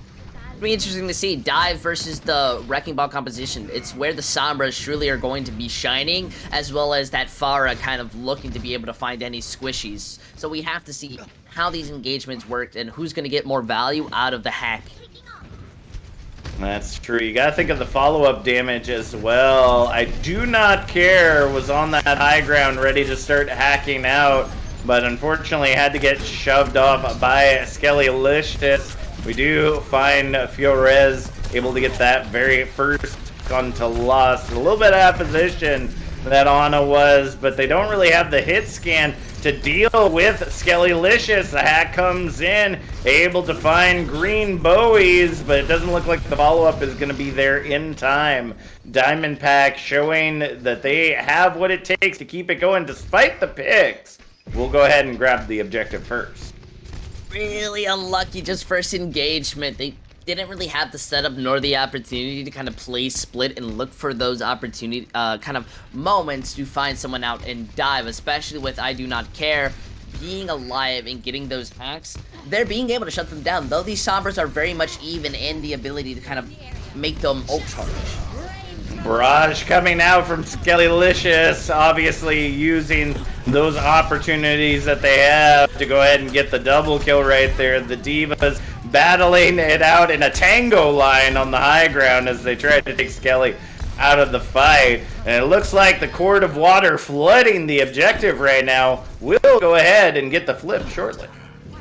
My goodness, that was just catching them down with their pants gone, not even down. They just were empty out, and now they just want to stall this as much as possible, having some opportunity possibly to bring it back, especially with this Primal, but they understand that they're not going to waste it. Even so, Court of Water, they have a good opportunity of not only being able to get these staggers, stall things out, but to be able to build a very long time bank. Their entire composition can work even if most of them are down. As long as they have 3 people, which is the bare minimum in Overwatch, you're going to be able to kind of bring it back. And they have the ultimates to start setting things up. It's a matter of if Mega Chad can kind of play around it and not let himself lose value. Ooh, EMP comes out. I Do Not Care looking for that EMP as well. Ends up grabbing 3 on either side, it seems. Self-destruct, coalescence, kitchen sink, all being utilized by Court of Water and Dime Pack to try to turn the tide. Self-destruct finds I Do Not Care as the Divas battle it out on the objective. Tarth ends up sending Lost into traffic. As they go ahead and continue to fight out for control, we will go ahead and see the flip happen at the 50% bar. Ayamiya Pizzeria, they are going to get that capture, and they're going to be feeling nice. And that was just down to how the EMPs were used. Court of Water used it very much. More interestingly than anything, they weren't able to kind of cancel out how they were diving in, because Diamond Pack just played a little bit more back, played a little bit more passive, and they basically knew that they didn't have to worry about too much, because they're the engagers. Oh, goodness gracious. Skellylicious getting a face full of DM, but is able to take Kev out of the mech to go ahead and start things off. As long as they can go ahead and take care of the remaining players on Diamond Pack, it could work out in their favor. We do see the picks coming in for Diamond Pack, though. Just absolute domination coming out from I Do Not Care. And obviously they do not care, because they will just keep eliminating anyone and everyone that touches this point. We're heading into last fight territory for Court of Water to flip it to their side. They really need to kind of have a bit more of time to open up. Diamond Pack is just playing so fast that they aren't having room to find anyone out. More of just kind of stalling around, and with that EMP, they've set themselves up for victory. Self-destruct goes in deep, ends up finding Teach at the end of the day, and the Remake finds Shiny Carp as well. Not going to be much for them to be able to hold on to. The Nano ends up coming in onto Cathedral, but it's not going to be enough for them to hold it together. The EMP finds 5, but without the damage to follow up on it, there's nothing that can be done. Diamond Pack take the city center and start their victory here on Oasis, 1-0. They just played a game that Court of Water. Sorry, this isn't Batman. I don't know why it's the Court of Owl. Yeah, they're a real Batman villain. But the Court of Water, genuinely just could not move in and do anything, and that's solely because of how the Wrecking Ball composition is played and how Diamond Packs played that very cleanly. So props to them and how they moved forward. It is going to be a lot easier moving into this open point, as they basically have this big brawl, and I don't really I've always had negative opinions towards the Ryan Winston. I think it's a very weak comp, but we'll just have to see how it's utilized and if they can prove me wrong. Well, how can it be a weak comp with a name like Bulldozer, user? I mean, they're just looking to go in and do as much damage as possible, and I mean, they've also got Cathedral on that Symmetra. They're just going to be looking to beam everybody down, just like Luma did. They got to get through that May wall, though, before their tanks fall. Teach goes down, but the tackle comes in from either side, looking to just melt out the enemy. Out for Mega Chad, just cleans up the point. That wasn't even like 30 seconds. I just felt your morality and your hope in life slowly shrink as they took that perfectly. They played their comp to its strength, and that's the big weakness of the Winston comp. You're using those bubbles, you're making space, and yes, you are able to kind of bring that attraction, but you're not eating anything. What are you gonna do against people that are running into you? That is true. We do see the stun come in. Blue Res looking for that pick onto the Lucio, gonna be unsuccessful. Deadeye is online as the Ant Matrices are utilized on either side. Mega Chad still finding picks, able to grab the double. The Shatter comes out though, but Green Bowie's not able to get the follow-up that they were looking for with, Mega Chad actually with a second Shatter online ends up cleaning up the point. They're already up to 50%. There's nothing, it seems, that this Chad cannot do. Man, it's just really hard to move up, especially with your ult economy now in disarray, as you made a couple switches, and you're now playing the Symmetra more as kind of reactive rather than early on. So with this window, this does give them room to play on the point, but still much of an issue. Alright, the Deadeye comes out, gets nothing but Maywall. Perfect timing from Skellylicious. As we see the Shatter come out, gets nothing but shield. Self-destruct looking to trade, but goes a little too high, gets stuck on the rafters. The picks still continue to come in for Diamond Pack. They are not going to allow this point to go away from them. No way, no how. They have ultimates to spare going into last fight. It's looking real nice. They have room to be able to move forward and kind of continue to push this, as well as with the Blizzard, Court of Water. They're just kind of caught because they're making a lot of very big mistakes, and it's costing them a lot. That's true. We do see Teach just barely able to touch the objective. The beat fed in and deleted is Green Bowies. Despite having the beat on them, the mech is taken out as well. No tanks on the field. Deadeye using the zone, looking for a head to click. Where's it gonna be? Just barely. Could not get the finalization onto Shiny Carp, but that is to Mega Chad, who then tackles the Wrecking Ball right off the opposite side of the map. Diamond Pack showing their shine through anything will take Oasis and start their climb to the playoff. Well, honestly, they're already looking, I would say, pretty strong.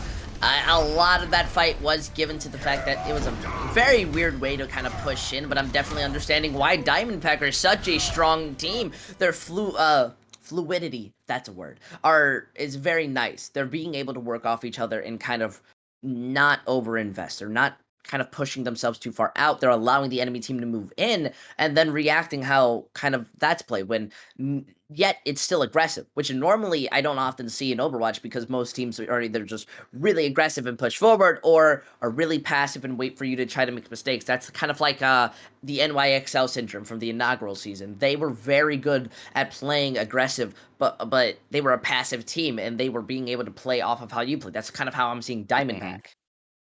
Yeah, they're doing an incredible job, and like you said, their fluidity is something that I'm really noticing here and just seeing the teams go back and forth. I was hoping that these were the stats we were going to get. Mega Chad, 17k average damage. Goodness gracious. That is absolute insanity from a Reinhardt player such as that, and that was just on the singular map of Oasis. That just blows my mind, user. Like, I couldn't imagine doling out that much damage on Reinhardt without the opportunity, I guess, presented by Court of Water, just kind of walking in there hoping to get picks. Hey, it's definitely a moment to kind of realize just how much GigaChat is getting done in these short times, as well as with those 0 deaths as the Reinhardt. That's a little bit more impressive than anything, I'd like to say. Just mostly because dying in Overwatch is a very common feat. That's why some people see Rez as a very overpowered ability. It brings you back from death. But in this sense, they're kind of showing you how it can work and how it's basically great, and that's going to be more worrying, especially when we move on to the next map, which is King's Row. That's very much a Reinhardt map more than anything, and so now you have to sit there and say to yourself, how do we beat this when they've shown that it's kind of really good on them? That's true. They're going to have to show that they have just the same ability to be able to turn the tide as Diamondpack does, and as the Court of Water, you hope that tide turning is something that they're able to do.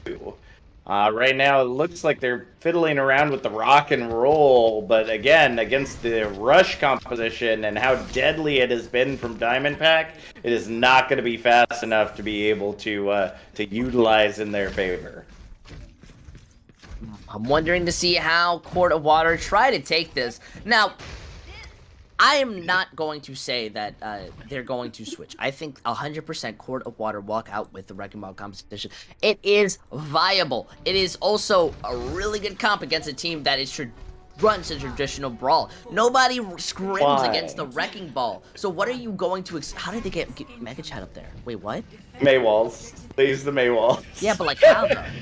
They put it in strategic places. Put one on top of the child, and one to get onto the second area. So just had enough time, I guess. But needless to say, definitely wasn't the expectation. Looks like Skellylicious, though. They're not put off by that. They're not dismayed or dissuaded from playing this far of Mercy when they know that there are going to be some Reinhardts in the sky.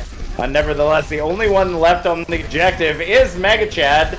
Didn't get the memo to take a break in the hotel for a moment. Will get immediately deleted from the fight as they go ahead and try to hold the line. The picks coming in from Skellylicious. Every rocket in its place. It looks like there is a contest on the objective, though. I do not care. It does finally get taken off, and they will go ahead and grab Objective Alpha. It looks like Diamondpack will go ahead and allow Court of Water to do so as they prepare to hold at the choke.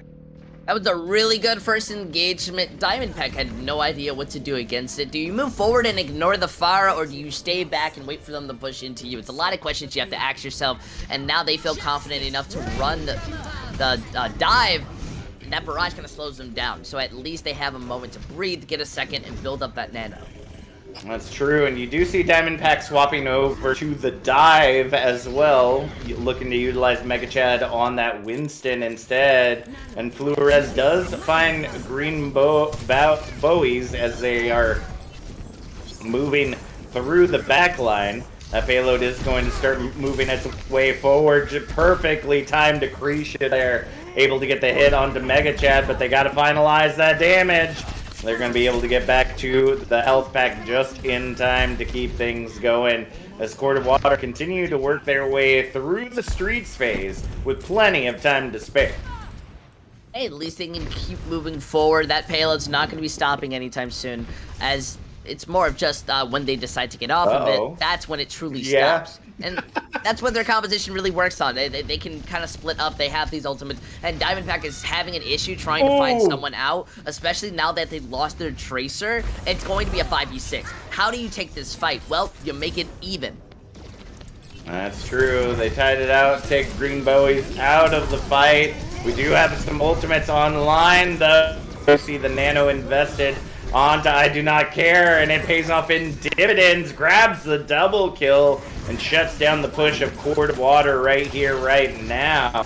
I'm not even exactly for certain what is happening to Green Bowies. I think they're getting slept by Sidar, and that's why they keep getting caught out of position. I think it's more of just getting rolled. That's the word I like to say sometimes. But yeah, you're absolutely right. You read it correctly. Sidar is not only getting these sleeps, but every time they trying to go into collapse, Kev is DMing, and I Do Not Care is trying to melt them down as fast as possible. It is the definition of peel. But now they have to peel against the bomb.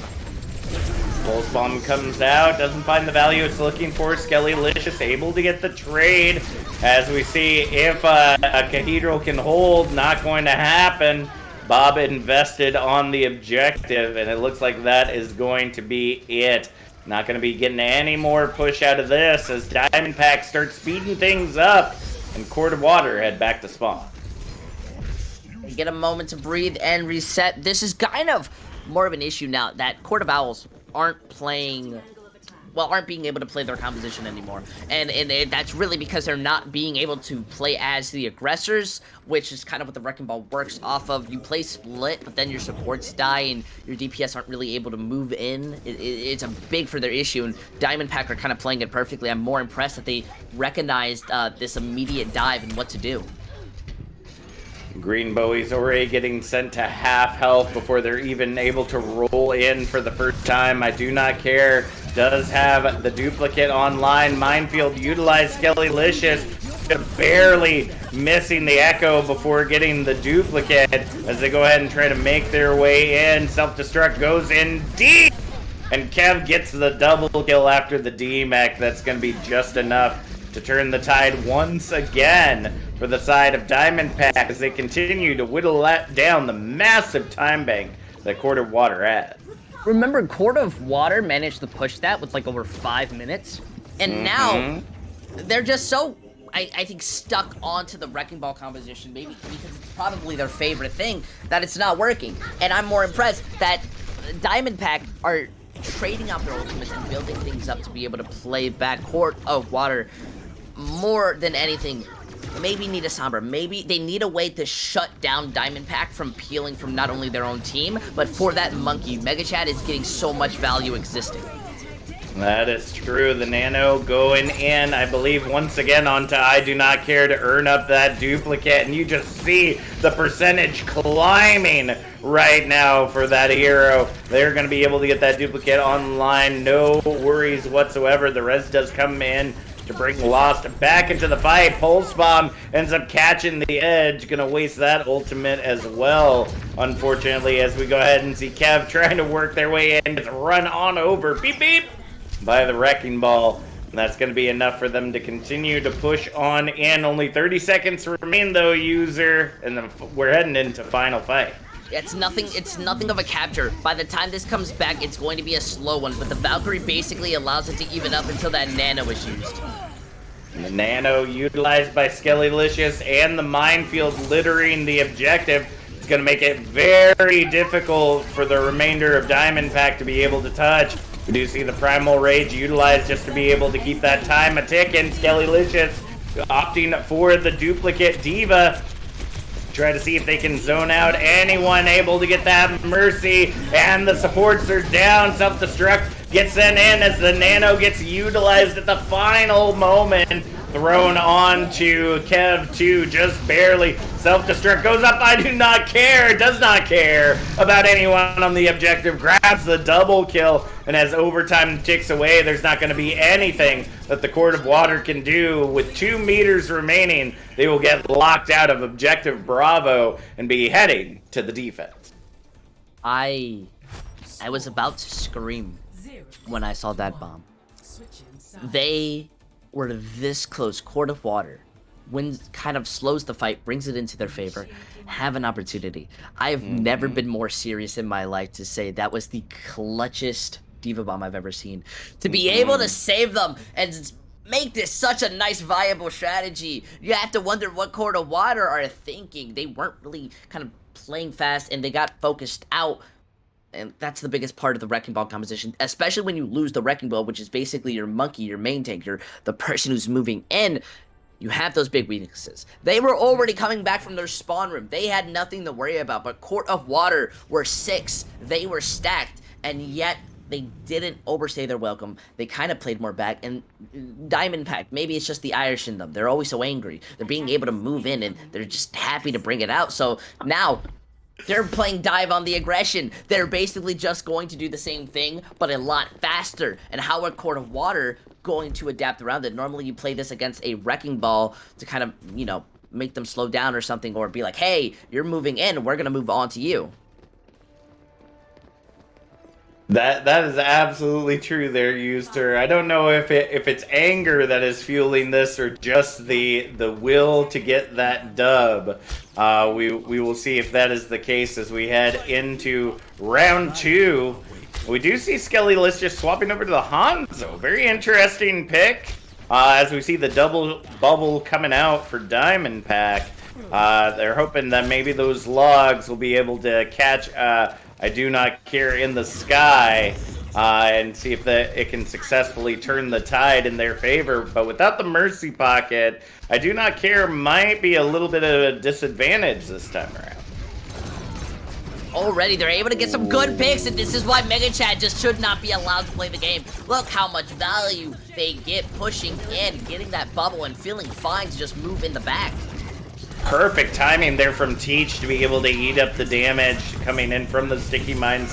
Unfortunately, it's not going to be enough. Mega Chad just chasing everybody down. Gonna take a quick nap on the stairs, but I think the damage has already been done at this point. 3 minutes remaining on the clock as we go ahead and see Lost able to get away, and Objective Alpha captured, putting 520 on that time bank as they head to the streets. They've got to start figuring something out, and it seems that answer for Court of Water is going over to the Brawl, which I think is very good. The double bubble is now going to struggle trying to move into such a good composition, especially with that Hanzo being able to break down the shield in less than 2 seconds. It's all about Diamond Pack being the first engagers and splitting up that Reinhardt. If Green gets no room to be able to get healed or play the game, then you're just not going to win. That's true, but you gotta really hope that we've got a hungry D.Va on the side of Court of Water, because Teach is gonna have to be eating everything they possibly can with Kev and Flores, and now on that Hanzo, we're gonna be seeing some probably grab dragon combos here shortly. Nano invested to try to keep Green Bowies alive as the duplicate D.Va comes down for Diamond Pack. Now the Nano invested into Mega Chad, putting some extra oomph into that tickle gun, and Green Bowies goes down in the end regardless, and the cleanup is fast and fierce right now. Diamond Pack not willing to slow down, will take Mega Chad out of the fight, but I don't think it's going to be enough to turn the tide. This payload is continuing to move to the golden box of victory, and it's still got 4 minutes on the clock. They have to push forward and try to make something on the side of Court of Water. Luckily, though, their respawns aren't that far, but the big issue comes is that there's a Graviton Surge Dragon, and that has been the biggest ult combo in the game since GOATS, I'd like to say. Oh, let's see if it'll work out in their favor. Teach can stop it all if they're just a little bit hungry, but you see Kev sneaking. Doesn't see it coming, but there it is. Teach is ready. Oh, comes out with the E way too early, and there it is. It's over. Teach was ready for it, but activated the DM just a little too soon. That's going to be a fast and furious cleanup, a celebratory rally as the team pushes on in to the golden box of victory. Diamond Pack take Kings Row 2-1 as they go ahead and head into halftime, looking to end this on the other side of the break.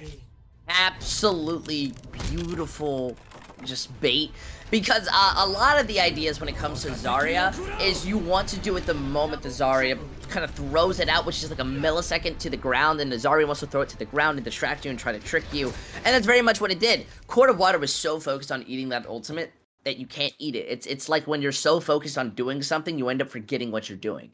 And the moment that DM goes down, that one little second, it's just gone. What are you going to do against it besides kind of just refresh and rethink? And I think the kind of what's splitting up these teams right now is that Diamond Pack are either just really good or have such a deep understanding on what they're playing and what the enemy is, which is not really what I've seen from the kind of intermediate level. Yeah, it's definitely interesting seeing the difference between these two teams, because there seems to be a lot of patience for the side of Diamond Pack. Just compare the echoes right now. Skellicious getting like 0 value at the end of the day compared to what was being pumped out, but I do not care. Like almost 200% more damage done per 10 minutes. Spent the equal amount of time, or a double amount of time, on the Echo as well, and just blew out every metric. Skellicious not able to bridge that gap. Was able to use ultimates a little bit more often than we see from I Do Not Care, but at the end of the day, they were just getting picked left, right, and center and getting 0 value on that Echo, which makes sense as to why they swapped to the Hanzo for the second half. It hurts more to have that like 9.5 worth of deaths. That's basically you're what is that, 9.5 per 10 minutes? So you're dying that often, taking that much damage. 1 death a minute. That's basically consistently. That means your team is going into a 5v6. That means you're not playing Echo right, and it's understandable why you make those switches, but that's a further issue that you need to work on and you need to change if you want a chance to be able to take it back from Diamond Pack. They're not dying as often, and that is the biggest thing my coach, back when I competed and back in like gold and plat leagues, that was the biggest thing a coach would tell me.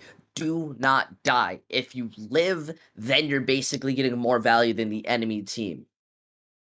All right. Well, we will see if they do indeed find that value. Maybe they'll find the Fountain of Youth to keep them alive just a little bit longer in this series. During our halftime break, we'll be back with more amazing Get Good action at the other side of this break. I know the story of your life through winter storms and summer skies. There was a time when you were young and free.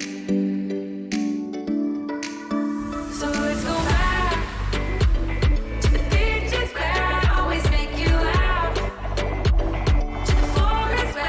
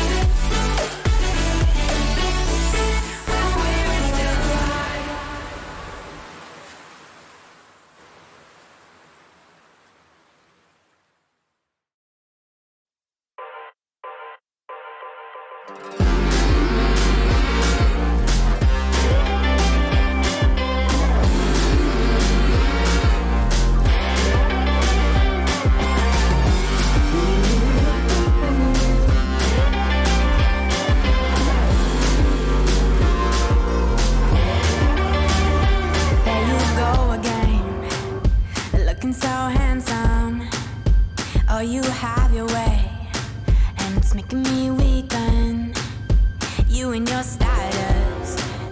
Walking like that. It's really getting too much, but I can't pull back.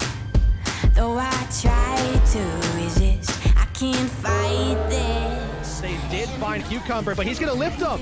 Oh, Vulcan gets caught right into that, and Speed is gonna be able to follow up. Talking about jumping over to the Doofus, talking about playing into the Doofus. A manos de la bola. Ya son 3 las picks que conseguía el equipo de British Hurricane. We need your help to decide our opinion outpost MVP of the match. He's got a minute to kind of work some sort of pick against this Doc, and oh my good lord, they just got eviscerated.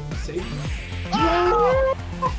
He's not dead! Hey, now he's dead! Holy cow, I've never seen someone get so aggressive. Oh, catches their opponent outside of the building, and that is it! It's Rocket League Wednesday on the High School Esports League home room. I am, as the kids say, vibing right now. This is just fumes for them, while Pharaoh rips shot after shot after shot of the back of them. Good wall towards site, but it's already been broken, so they can't even get that spike down trustedly. Camera over towards site, and again, it's getting all that information. Ebot going absolutely massive! Here in this map number 4 season, up on championship point, being up 2-1. Nifty dropped down to 19 HP. Joker, with his M13 in hand, is just trying to hold the angles.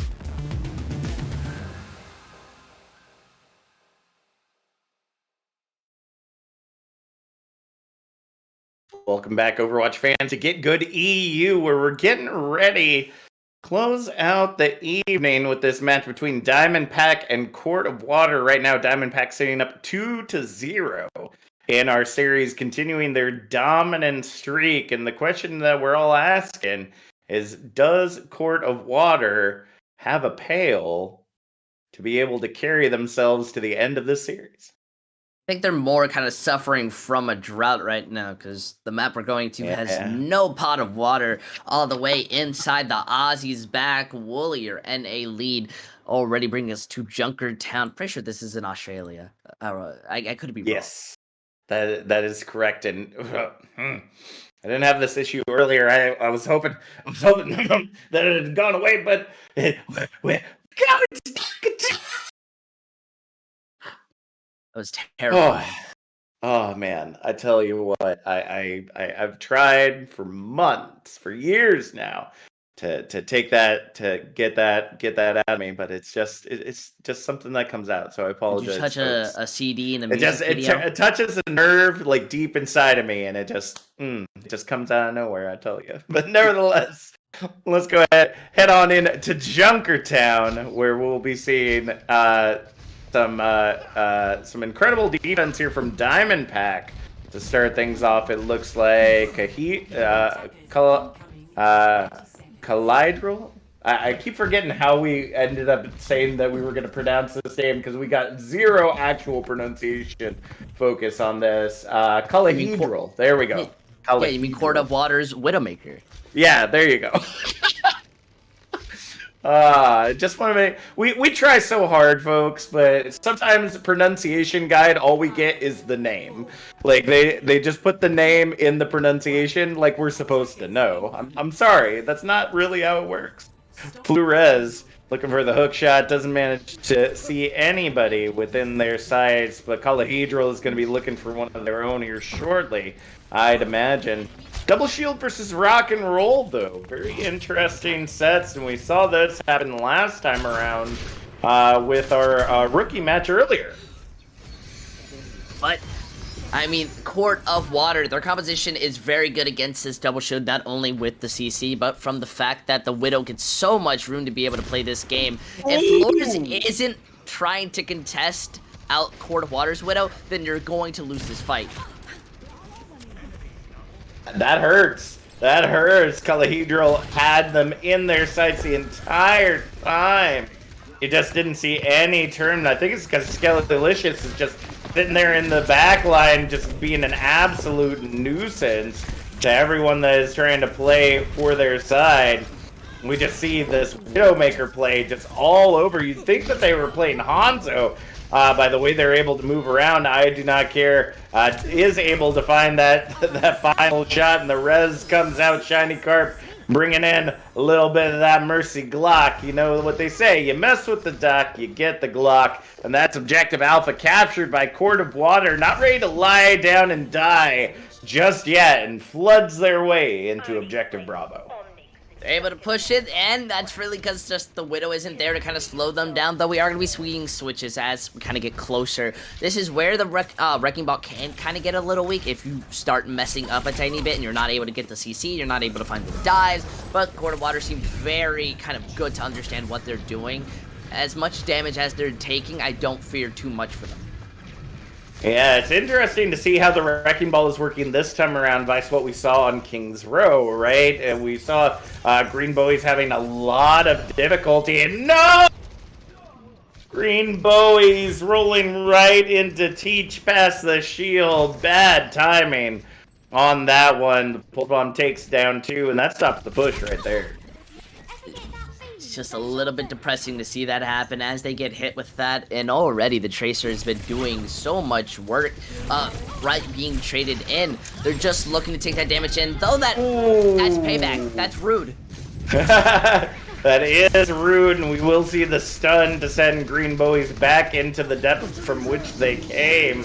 Gravitic Flux ends up coming out from Cav, does find the counter Sigma as Mega Chad is able to go ahead and clean that one on up. Dragon Strike does find Calohedral as well. That will go ahead and shut down the push just for a moment. Now the payload will get a couple additional meters. Not for certain what that amp matrix is supposed to be doing. Very interesting position on that. It's staying on the high ground, feeling like Obi-Wan Kenobi out here. I guess. That's what I'm feeling, and that's a big ultimate to use very late in the fight, which Orisa very much needs. Though the Bongo at least can kind of trade out with when it comes to it. Court of Water are a little bit stuck, not only needing to push this payload, but needing to move in on that high ground. We do see the minefield come out, does find Cider as they go ahead and try to work their way in. Flores working up to that Pulse Bomb once again, trying to get in that back line, but Long knows exactly where they are, trying to sight them out as much as they possibly can. Stuck to the face! Calohedral takes the Pulse Bomb, and the cleanup is trying to come in. Flores is trying to get those supports in the back line, but there's just too much peel from the rest of the team. Gravitic Flux does find Mega Chad, takes him down to under half health. But the immortality is there to save the day, just barely. Can't get rolled out, and the heals are there to bring them up to full. Big Slam coming in, but Green Bowies is too low. Gets obliterated as 2 minutes continues to remain on the clock. And I see a repeat of King's Row here, user. I definitely can. This is becoming of Court of Water not being able to adapt, nor are they able to kind of move in. They got a really big pick onto the Baptiste, but then the Brig and everyone else is able to stay alive, and that's going to be a further issue the more that they try to play this very linearly rather than playing very split and then collapsing on top of them. That's true. We are seeing a little bit of blank, but with logs being thrown and headshots like that, it's never a good way to start things off. Just barely. Green Bowies will get away with the skin of their teeth, and Flores will fall to the minefield. Gravitic Flux comes out once again, grabs 2, but it's not enough to take Teach out of the mech just yet. We do see Mega Chad a little bit out of position right here. Gotta be careful as that Orisa gets blocked off from the heals and will get taken out of the fight. And it looks like the rest of the team is going to be pushed back into objective Charlie as the blade comes out to clean up the rest. Glad that they saved themselves an opportunity to stop that payload. I mean, giving themselves an opportunity to be able to continue pushing this payload. Though using that blade very late, maybe that was just more of like a panic. Sometimes you really just want to be inspirational when it comes to winning up these fights. But Diamond Pack, all they really need to win are 3 fights, because that's how long it's taking them to really push this. I don't expect Court of Water to be able to push this to the 3rd point, but I really hope that they can push it as far as possible. That's absolutely true. I'm looking at Calohedral right now on this Hanzo. They're doling out quite a bit of damage since they've been on it. They ended up swapping a little later than we saw from I Do Not Care, who is now on Sombra for this next section of the fight. Dragon Strike comes out, looking to try to cut off the team, but ends up grabbing next to nothing. Self-destruct goes deep, able to grab the bongos, so an ult for an ult right there is Flores in the backline, trying to be the nuisance that they are. And Matrix will go ahead and force Court of Water to push back. They will lose 2, but they will be able to get those heroes back momentarily. Man, they slowed them down, and that's what Court of Water's big mistake was, as they definitely were very split, and they were just trying to push that payload as far as they can, but now it's gone down to 2 minutes rather than just the 3 fights that I've kind of seen. Having these 2 opportunities, they need to be able to build up that Nano Blade in the second and then get value off of it. The rally is not enough to defend against it, so Court of Water, this is in your alleyway. If you need to push, you need to make this happen if you want to be able to cap all 3 points. Alright, there comes the Nano Blade, the rally comes out, and Tarth dies immediately, going straight down, going all the way to spawn. The self-destruct comes out, does find Skellylicious in the end, could not dash away fast enough, but it looks like the res will be there to bring them back into the fight. Oh no, Shiny Carp getting hacked out, not going to be able to hold, not going to be able to get that res in time. And we're heading into final fight to see if Diamond Pack can hold the line. They're being just barely able to, though. Court of Water, this is where their weakness is coming out. The EMP's here as well as it's a 6-man. They're rushing onto you. Yeah, they're just literally taking advantage of the fact that they don't have numbers right now. Overtime will tick away. A celebratory EMP to lock down Objective Charlie. And just shy of that, Diamond Pack have set the line in the sand and are looking to finish this out right here, right now. At least going to be able to move forward, and Court of Water has at least set themselves up a nice spot. That payload's not where you want it to be. I think more a little bit hovering, like a couple, less than like 1 meter to that payload is where you kind of want it to get it, because that means your respawn advantage is possible. Right there, it's still in your area, but it can be more of an issue, as it can be a 1 to 2 seconds worth of a delay. More interested to see how they're going to try and move forward, how they're going to try and make a difference. This does allow them to slow down the game as much as they want if they want to play that Wrecking Ball or Double Shield, and very much they seem to prefer kind of going on to this. Diamond Pack may want to mirror this out. It's going to be extremely hard playing a dive against this. It's in Court of Water, basically, this is their map to kind of bring it back and bring that momentum, similarly to that 3-1 we had last series. Though Diamond Pack, they may have some room.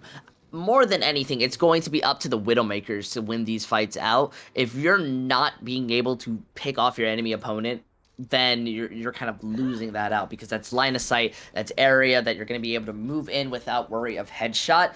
And this, especially for Diamond Pack, you need your Sombra to be able to walk in there and get hacks, and if you have fear of being headshotted, then what do you have left? Nothing. That will indeed be the question. Caladrell looking for that headshot, going to be unsuccessful. And it looks like I Do Not Care is going to get the Mercy Pocket in tow as well. They're actually going to swap off to the Tracer, see if they can keep Caladrell in check in the back line with the help of Flores. And Tarth is going to get that swap on over as well. The payload is going to start moving its way forward. Without really a true engage here, we're seeing the Wrecking Ball dive versus Wrecking Ball dive here. Lost able to get the first pick on a Mega Chad, but the trade comes in onto Green Bowies as well with no Wrecking Balls on the field. It's going to be up to the teams to hold the line here as they go ahead and push through the choke. They're already making their space and room to kind of overstay while the Widowmaker and the support line get dived in. That's an amazing pick onto Lock. Court of Water are going to struggle to try to bring this back. Yeah, there's not really a whole lot that they can do at this point. Kev able to grab the double kill on the supports and just push the rest of the team into oblivion. That payload is easily going to be able to push into Objective Alpha. The question is, how much will Court of Water invest to try to keep that payload in its place? Man, they do have room if they decide they want to contest, but I don't know how open you are to doing it. As much as you want to use your ultimates, it's better to save them. Well, we are going to see the investment of the sites. The Pulse Bomb will not find the value it's looking for as the heat comes in. Self-destruct goes in deep, no shields to be had. Does get the D-Mech and the cleanup onto Teach. And Caladrel looking for a head to click right now, just not finding the value that they did on the Widowmaker during their attack phase. And we'll get cleaned right on up. The staggers continue, but at the 2-minute mark, we will finally see Control swap on over to Diamond Pack as they go ahead and head into Objective Bravo with a very nice 420 on the clock. It's exactly why I said it's better to save them. If you don't have a big ultimate like a bomb, mines, or rally, then you're not going to be able to push in there without an immense amount of damage hitting you. We already saw the hack starting to hit them out, and really, the sites was used just to be like, okay, yeah, you're definitely pushing that payload. Yep, we understand that. So when moving in, at least you have given yourself room to be able to build more ultimates up, especially because this can help you build up to that full hold. That's true. Minefield coming out. Looking to clean things up. Pulse Bomb gets eaten by Teach as well. So not going to see a return of that investment. Self-destruct goes in deep, as does the Pulse Bomb. Blue Res does get found in the end, but the rally holds the rest of the team together for now. Kev and Mega Chad heading in to try to see if they can keep pushing that payload forward despite not getting picked. Quart of Water is having to lie down. They are not going to be able to hold the line as much as they hoped that they would as these ultimates continue to come online. Kev sends the bomb high. Doesn't grab anything but shield, but it might just be enough to be able to keep them in this fight. Tarth ends up going down on the objective, and it's just trade for trade right now, with the spawns being the determining factor of how this ends up working out. They're trying their best, and right now Quart of Water are not being able to isolate it out. Though they are going to be building up to that EMP. Sombra's not dead. They're going to be able to come back. As long as this payload doesn't get captured, they can definitely capture. They can definitely stop everything. That is true. Flores also has their EMP online as well, so they're going to have to be watching out for that. Transcendence and EMP utilized to try to clear the objective. I do not care is the only one that gets caught by the EMP, though, and the cleanup doesn't even come in onto them. Magachad able to get the trade as the finds two. Self-destruct cleans up Kev, and the only one left on the objective is I do not care, and it looks like they're going to go ahead and retreat to the safety of spawn. 2 minutes remaining on the clock, but a lot of investment by Quart of Water just to hold the line. I mean, using that Transcendence was absolutely necessary to touch that point, or they would have been able to capture second, so I'm not going to complain about it. More than anything, I was more curious to see how they used the Diva Bomb and everything else, as it was a bit unnecessary. You already had kind of the EMP there. That's basically a guaranteed win. Now Diamond Pack have 3 ultimates of their own. If they just use EMP, then they're going to be winning more out of anything. That's true, but it's going to be about who Flores decides to get, and if they're going to be grouped up enough. 4-man EMP, they were waiting for the perfect moment, and the slam comes in, and the cleanup is fierce. They take down 2. Flores still dies in the midst of the fight, as we see Teach trying to hold the line without a mech. That is going to be just about it. Objective Bravo is going to be captured here momentarily, but Quart of Water took him down to a minute. Exactly as I said, until they proved me wrong, because they still had to use 2 more ultimates, though they do trade out by building 3, and, well, Quart of Water have their own EMP. This is a matter of slowing things down as much as possible, yet, wait, we're actually seeing some switches, a sacrifice on the ult to be able to move to a different composition. Very interesting to see that happen. Flores, I could have swore was already on the Tracer, but gets immediately deleted by Caladrel. And that is going to go ahead and hold the line for them for now as they continue to try to get some value out of those picks. They're playing way too into Diamond Pack spawn, and they're not killing them. Notice how they don't use the EMP and then they move out. This payload's going to get point pressure, which is all it needs to do. As long as it's slowly moving out, they can lower down the number of fights that they really need to take. Already at this half point, Quart of Water lost it, and that's solely because of just the over-aggression getting them punished, not worrying about the Brigida who's just sitting down there with, like, wide-eyed with a big smile, like, targets. Ooh. I can slap anyone and get healing. Yummy. And that's exactly what you got to be looking out for. We're heading into what could be final fight here if Court of Water can't stop this here and now. Minefield unleashed by Mega Chad as the EMP finds 3. They got to be able to clean up on it though. Self-destruct does find Tarth and the DMAC onto Kev, which will put them in a good position to hold the line. But all those ultimates invested, and the only one you have now is a Transcendence to try to save the day, with Diamondpack building up ever closer to all of theirs. I think more than anything, it's all up to the Rally and Nano. Diamondback basically have saved up everything. They've luckily managed their ultimates to where it can work. The both support ults are going to be absolutely phenomenal, but Lost has to time it perfectly. Use it too early, not everyone's going to get the healing. Use it too late, everyone's going to be dead. It's very much a hit or miss moment. You also have to watch out for the hack from I Do Not Care. You know that they are ult tracking the crap out of that Zenyatta, and they're the first one to fall. They wanted to make sure that that Zen was in place. They didn't want that Transcendence to be utilized. The Storm Arrow does take down Mega Chad, but it's not enough for them to hold the line. Strike getting unleashed on the objective. Skellylicious is pulling out a clinic right now to try to keep this objective in their favor. Green Bowie's able to come back into the fight and put the minefield on point, and overtime is now ticking away. Transcendence invested on the objective as we see Mega Chad trying to hold and push. Self-destruct goes over the top as Kevin's going for the remake damage, able to get them down to half, but it's just not going to be enough. The respawns are too fast, and once again, Junkertown just not in favor of the dominant team this time around, as we go ahead and see Court of Water put their first point on the board.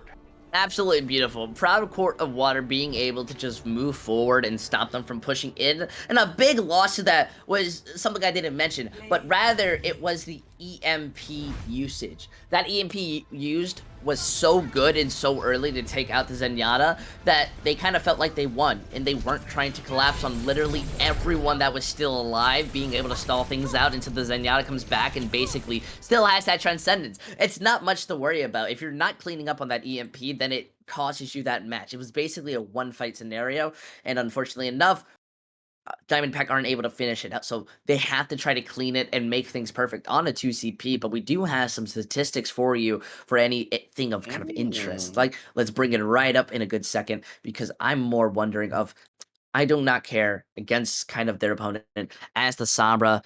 Very close. I think there's everything right here is very close, but this is where you see the major difference of just damage done. That means I Do Not Care, while yes, wasn't playing Sombra as much, still getting as much value, just not enough damage. So you're building up that EMP a lot slower. That's true, and like you said, they didn't play for as long on the hero, which means that I Do Not Care essentially was outplaying Caladriel in less time that they had on the hero to be done. Even if you look at the damage per 10, it's not that far. It's not that much of a difference at the end of the day. They were just doling out as much as they possibly could to make that happen, and it was very even Sombra play across the board for what they saw. The one that I found the most interesting at the end of that last fight, though, was just what we saw from Skelly at the end, just absolutely holding the line for one reason or another. I don't know if it was like you said, they just wasn't focus fire or whatnot, but Skelly was able to get pick after pick, despite being EMP, despite being probably lower than 50 HP on the objective, was able to hold that line long enough for the rest of the team to be able to get in, and that ended up being Diamondpack's downfall. But I digress. We do have another map to go into, and Diamondpack can just as easily take it right on back. It won't ruin their streak in any way, shape, or fashion. And it looks like we're not going to see a complete repeat of our last match, as we're heading to Hanamura. For our Hanamura. result map. I like Hanamura. No, I don't. I actually hate Hanamura very much. Very much lying to you. Because the idea is that Hanamura brings in, it's very much a 2CP map in its greatest form. First point, you either get full held, or second point, you either need to steamroll or it's just absolute devastation, and that could be kind of a big issue. That's why I kind of prefer Volskaya. It's a bit more fair in those senses, and it benefits better teams to be able to play a lot cleaner. So more than anything, I'm wondering to see how Diamondpack are going to be able to kind of adapt and play into this, because Court of Water can run out with the Wrecking Ball, but while it may not be the strongest, it's how you kind of play against it.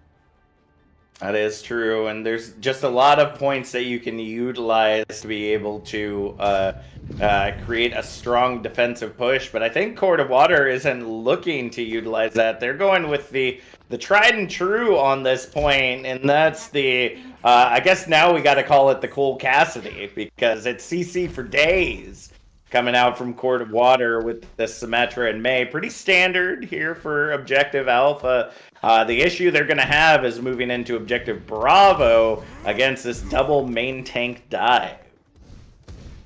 Oh, yeah, that, this dive is going to be very annoying to play against. I don't think it'll be anything easy to break, especially because that's 2 slams down doing maximum damage. The TP, though, is looking to kind of make that room for them, make that space, give them the setup, but Diamondpack are playing the composition that breaks it. That is true. The question is, can they prevent them from getting into the point? No, they cannot. The anti-nade does find a huge amount of value, though, and they will go ahead and clean up the objective. Not a life to continue living here on Point Alpha. Not a tick to be had, as I do not care. Gets a huge amount of value out of that boop, and is already up to the barrage. If they know what you're going to be doing, then, you know, it just sucks when you try to do it, because they understand where you're going to be teleporting. They are playing a composition to set up and play around it, and I do not care. It's going to build up that barrage. So at least Court of Water, they're understanding that they cannot play the same thing as before. They're now switching up their composition, and that may hurt and kind of benefit them at the same time as we can move forward, and already they're getting staggered. That is true. The res does come in on Caladrell to bring them back into the fight, and they need that hit scan to be able to fight off I Do Not Care, especially with that barrage online. The dive coming in from Teach, trying to see if they can get the follow-up on Flores, but are going to be unsuccessful, and that's another ultimate online. Storm Arrow comes out, Nano invested as they try to hunt down Caladrell. Going to be unsuccessul, but they will get that initial pick onto Skellylicious. Nano not really finding a whole lot of value there with the barrage still online, and the team very much separated with the change in comp.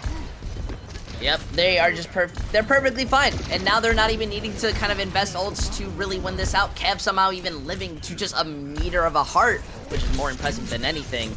Now Court of Water, they're very much trying to find engagements or ways to split up and move in, and that's how basically you play the comp. But you can't play the comp if there's a monkey jumping inside the backline every time you try to move in.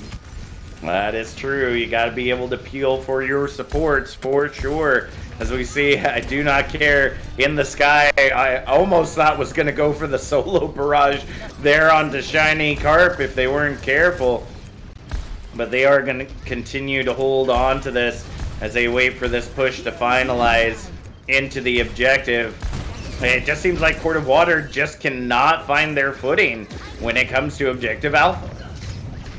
Yeah, now, just, it's so hard, more than anything, to have this setup, especially with Kev kind of rolling all over you like G-Force. The composition, everything that they're doing is understandable, and they're trying to play it right. But if their DPSs aren't killing the Pharah and the Hanzo and getting picks and kind of doing damage, then they're not really going to have much. It's going to go down to an ult fest, seeing who's going to get more value out of it, and it's going to be harder for them on the side of Court of Water because, really, Bob is the only one that can push that point. Well, Bob's on point, and the Nano Barrage comes out and grabs 2. The res is able to bring Caladrell back into the fight and at least keep I Do Not Care at bay for a moment. But the numbers are in the advantage of Diamondpack right now as they continue to push into that point. First tick on the board. Flores sending in the Dragons, looking to see if they can find at least some value with it, but unfortunately they will not. Court of Water will go ahead and finally take objective Alpha with 15 seconds remaining on the clock, and they better move quick, because that 3 minutes will be gone before you know it. Absolutely. They do now have at least set themselves up to be able to push forward, cap this point, though, again, their composition is incredibly difficult to be able to push in. It does go down to if their DPS can make those openings for them more than anything, because the monkey can just dive anyone, and Tech is not having the resource. Oh, no. They're healing each other. I don't know what to think. I don't know what to think right there. I know what they were trying to do, but it's just so fun. They were trying to use the duplicate to make sure that they wouldn't die, but obviously you can't duplicate an Echo if you're already Echo. So the only choice that they had was to duplicate the Mercy. Oh man, Go ahead. No copy is better than any copy, especially in this scenario. Yes. Now they have to do their best trying to make anything possible. We are going to be seeing them at least attempt to dive. They have the space to move in and try to take control over that high ground. That poor Hanzo still managed to find out Lost. We are able to see that trade coming in, and the Rez is resetting everything. Kev coming in on the Roadhog. Looks like we're getting a little bit piggy right here. Lost gonna go ahead and pull out the Transcendence. Try to keep everything together as much as they possibly can, but Mega Chad is still going to be able to get that follow-up on the Teach the Bob. Investing a lot of damage onto the objective, but that piggy is thick. Don't have to worry about that. Wow, Tarth being ballsy with the Glock, trying to go in and seeing if they can take down Lost on that Zen, but will not be allowed. The Primal Rage of Mega Chad, though, cleans up the objective, and I could have swore that I saw an investment of another ultimate there, but I guess not. Looks like they will hold the line. Only a minute left on the clock for Court of Water. Take this point. They can definitely still bring it out. It's 100% possible, but they need a bit more execution and ult charge. The Mind at least will be able to split them off. I'm more interested to see the fact that Kev switched over to the Roadhog, which will give them a lot more ability to control the line of sight that they want to be moving in, as well as just Roadhog is the most annoying character, one of the most annoying characters in the game, next to everyone else. I commented on Junkertown.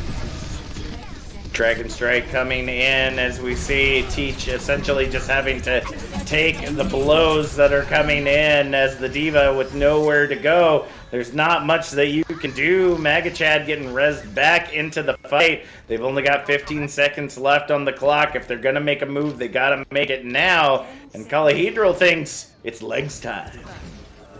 I mean, legs works. You get that fast speed, you know, but the arthritis is going to be kicking in very soon. As you try to move in already, they're just struggling to find much.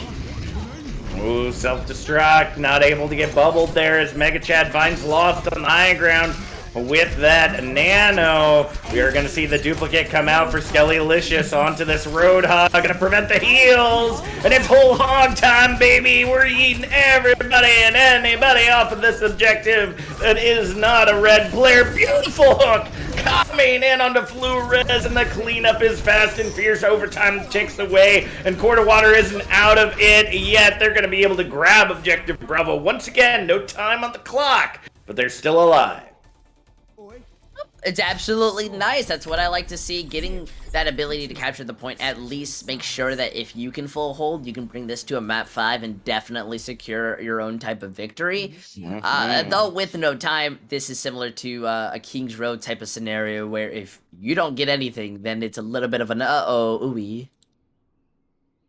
Yeah, definitely can be a worrying situation for sure. And it's all going to be about what Court of Water decides to utilize for their defense here. Are they looking to match the speed and ferocity that we saw from Diamond Pack and using kind of that dive that worked out for them on Objective Alpha? It looks like that might be the way they're going. Definitely have to agree. Now this is where the moment kind of comes in. What changes do they make? Diamond Pack seems to just want to run out onto the kind of Symmetra, they may make the same mistakes, especially because Court of Water have that Echo and Ana, which are very much kind of the set pieces to be able to shut you down. But on the bright side, they don't have a Pharah. They don't have anything with high burst potential, so if you're able to get a sneaky kind of TP off and you're able to kind of hide around, then you'll be perfectly fine.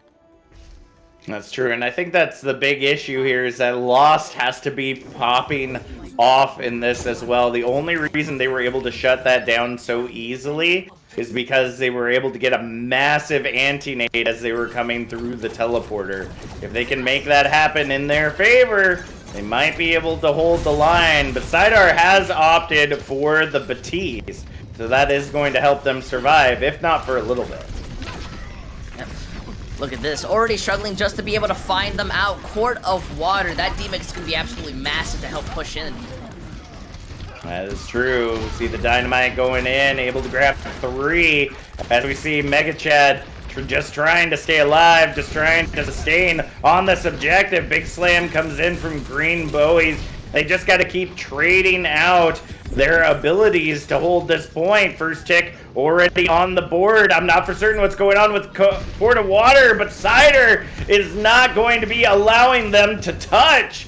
Single, double, triple kills coming in and 6 minutes on the clock as Diamond Pack look to take this in a fury. The DPS just did nothing, and that's what hurts. They didn't kind of finish anything out, and now they have to try to sacrifice on the TP with point. That's true. Green Bowies, though, able to grab the double kill to start things off, so they might be able to slow down this roll. They're going to get a follow-up there as well, and that is going to be about it. Diamond Pack will be sent back to spawn. Kev getting bullied here a little bit, as you typically do with the D.Va. But that's small potatoes compared to the time bank that they have to capture this point. My goodness, the Wrecking Ball composition is...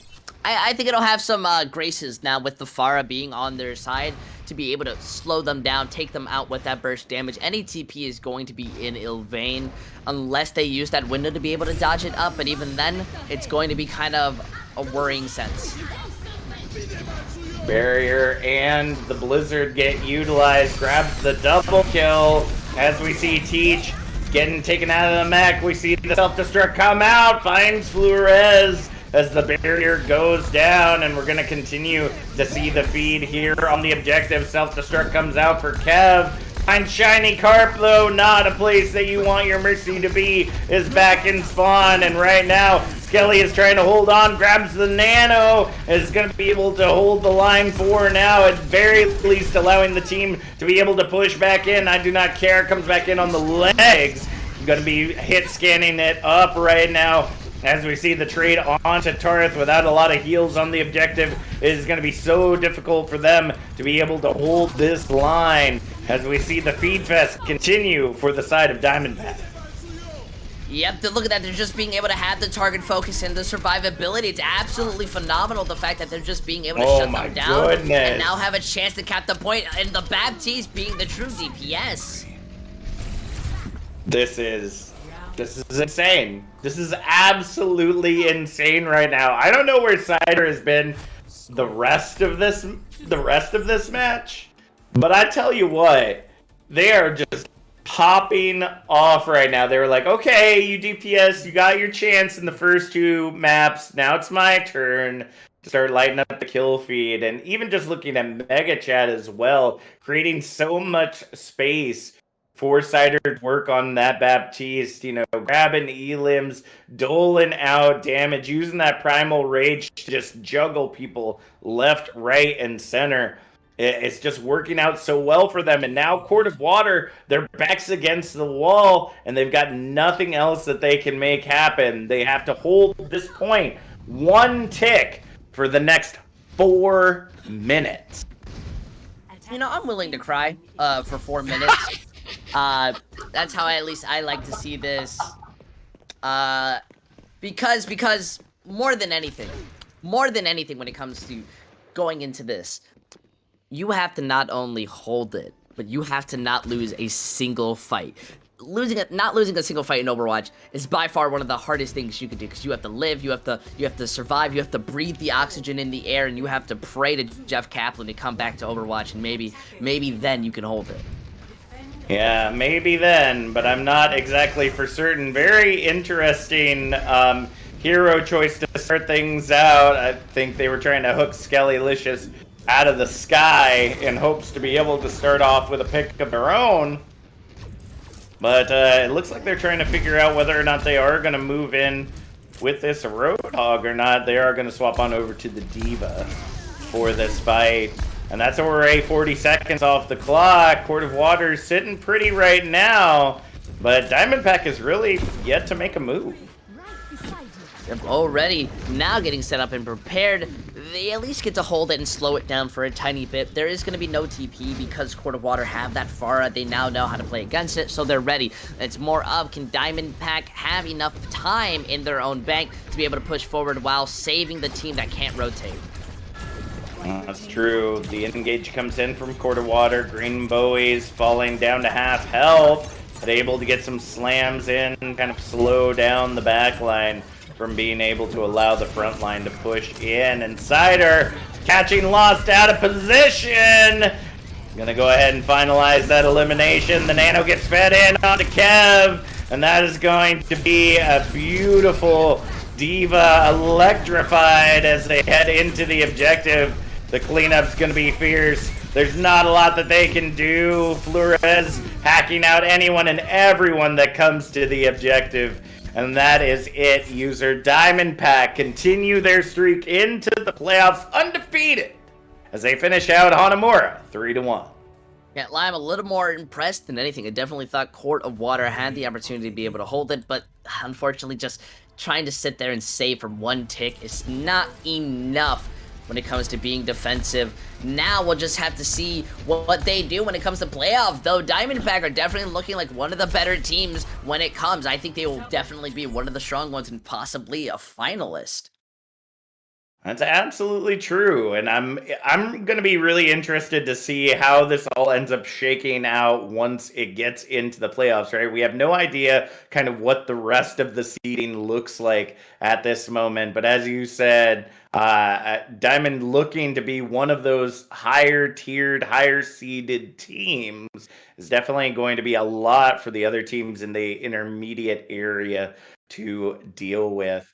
So we do want to take a look here and see kind of what is coming up down the pike. We do have Mega Chad stats, though, on the board to start us off here. And just look at that. I mean, creating a whole bunch of space with that Winston. Getting elims, not a whole lot of final blows right there. You know, letting the DPS do their job. But definitely are tickling just enough to be able to continue to keep the point in their favor. Looking at our schedule for right now, we are going to be heading into GGud NA later on today. We'll be seeing that come out at 7:30 p.m. Eastern Standard Time, about 3 hours from now, if you're here on the East Coast. But before we go ahead and sign off for the night, I feel like we've got to do justice and give a couple of player of the matches. So let's go real quick back to our rookie division where we saw Kronos Rewind versus Luma. Kind of who from those matches did you kind of have your eye on using? Going in from Luma and Krona, I definitely was more paying attention because I'm a support player, so a lot of the times I'm paying more attention to the tanks and seeing how much room are you giving me, how much space are you allowing us to play. And I've definitely got to say, Champ has outshone, may not be one of the highest SRs on the team, but definitely was that MVP candidate for me, was an absolute great main tank, allowing and peeling for the team to be able to play in, and more than anything, let the DPSs shine. Well, I'm going to have to give some support love myself then for Rest in Pieces. Not only was doling out the damage to live up to their namesake, but was doing an incredible job with the space that was made by their tanks. to be able to make sure that folks stayed healed up and were able to continue to engage in those fights. And especially when Aeroliv was essentially attached to the table or Hayden O'Lynn most of the time on that far Echo, it's good to have that really dependable, strong support in your backline to be able to keep the team alive. Let's go ahead and move to our most recent match between Court of Water Diamond Pack user. Who was your shining star out of this matchup? You know, I could just be stereotypical and say Mega Chad, you know, just be that type of person. But for me, it's obvious, 100% it's going to be I Do Not Care. I think I Do Not Care absolutely showed up and was more of just one of those quiet players that was able to do their job. I think everyone was really working together, and that's what made them look so strong. But in the end, they were getting more value than anyone. That's true, and I think I'm going to give my love to their duo, Flores. Wasn't super shiny in the kill feed every now and again, really letting kind of I Do Not Care get a lot of that spotlight. But seeing Flores kind of constantly in the backline, constantly annoying folks on that Tracer, or at the times they were able to pull out that Reaper and do a little bit of additional damage to kind of help out the team, was incredibly impressive to me. So that's going to be our players of the match for this matchup here in the EU. We do want to remind you before we let you go, be sure to be hitting that exclamation logo contest in the chat and voting for your favorite logo of Season 8. I've been looking at a lot of them during the breaks, and I gotta say, as we said earlier, you know, the MS Paint ones, they're gorgeous, but there's some incredibly talented folks in this community as well, that their talent really shows through these logos, so be sure to check those out. Of course, we want to give special props to our production team today, MI Blizzard and Plush Cap coming in clutch and helping us out with the amazing production that you have seen today. User, anything else you want to put out before we sign off for the evening?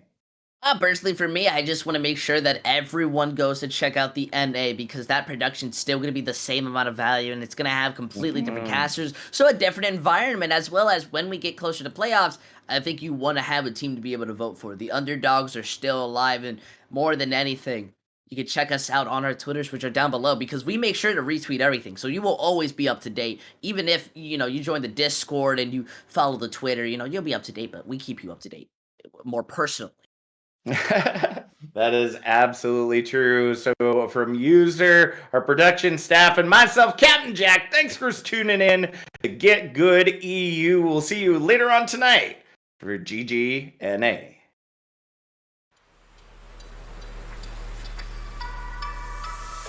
I know the story of your life through winter storms and summer skies. There was a time when you were young and free. So let's go back to the beaches where I always make you laugh.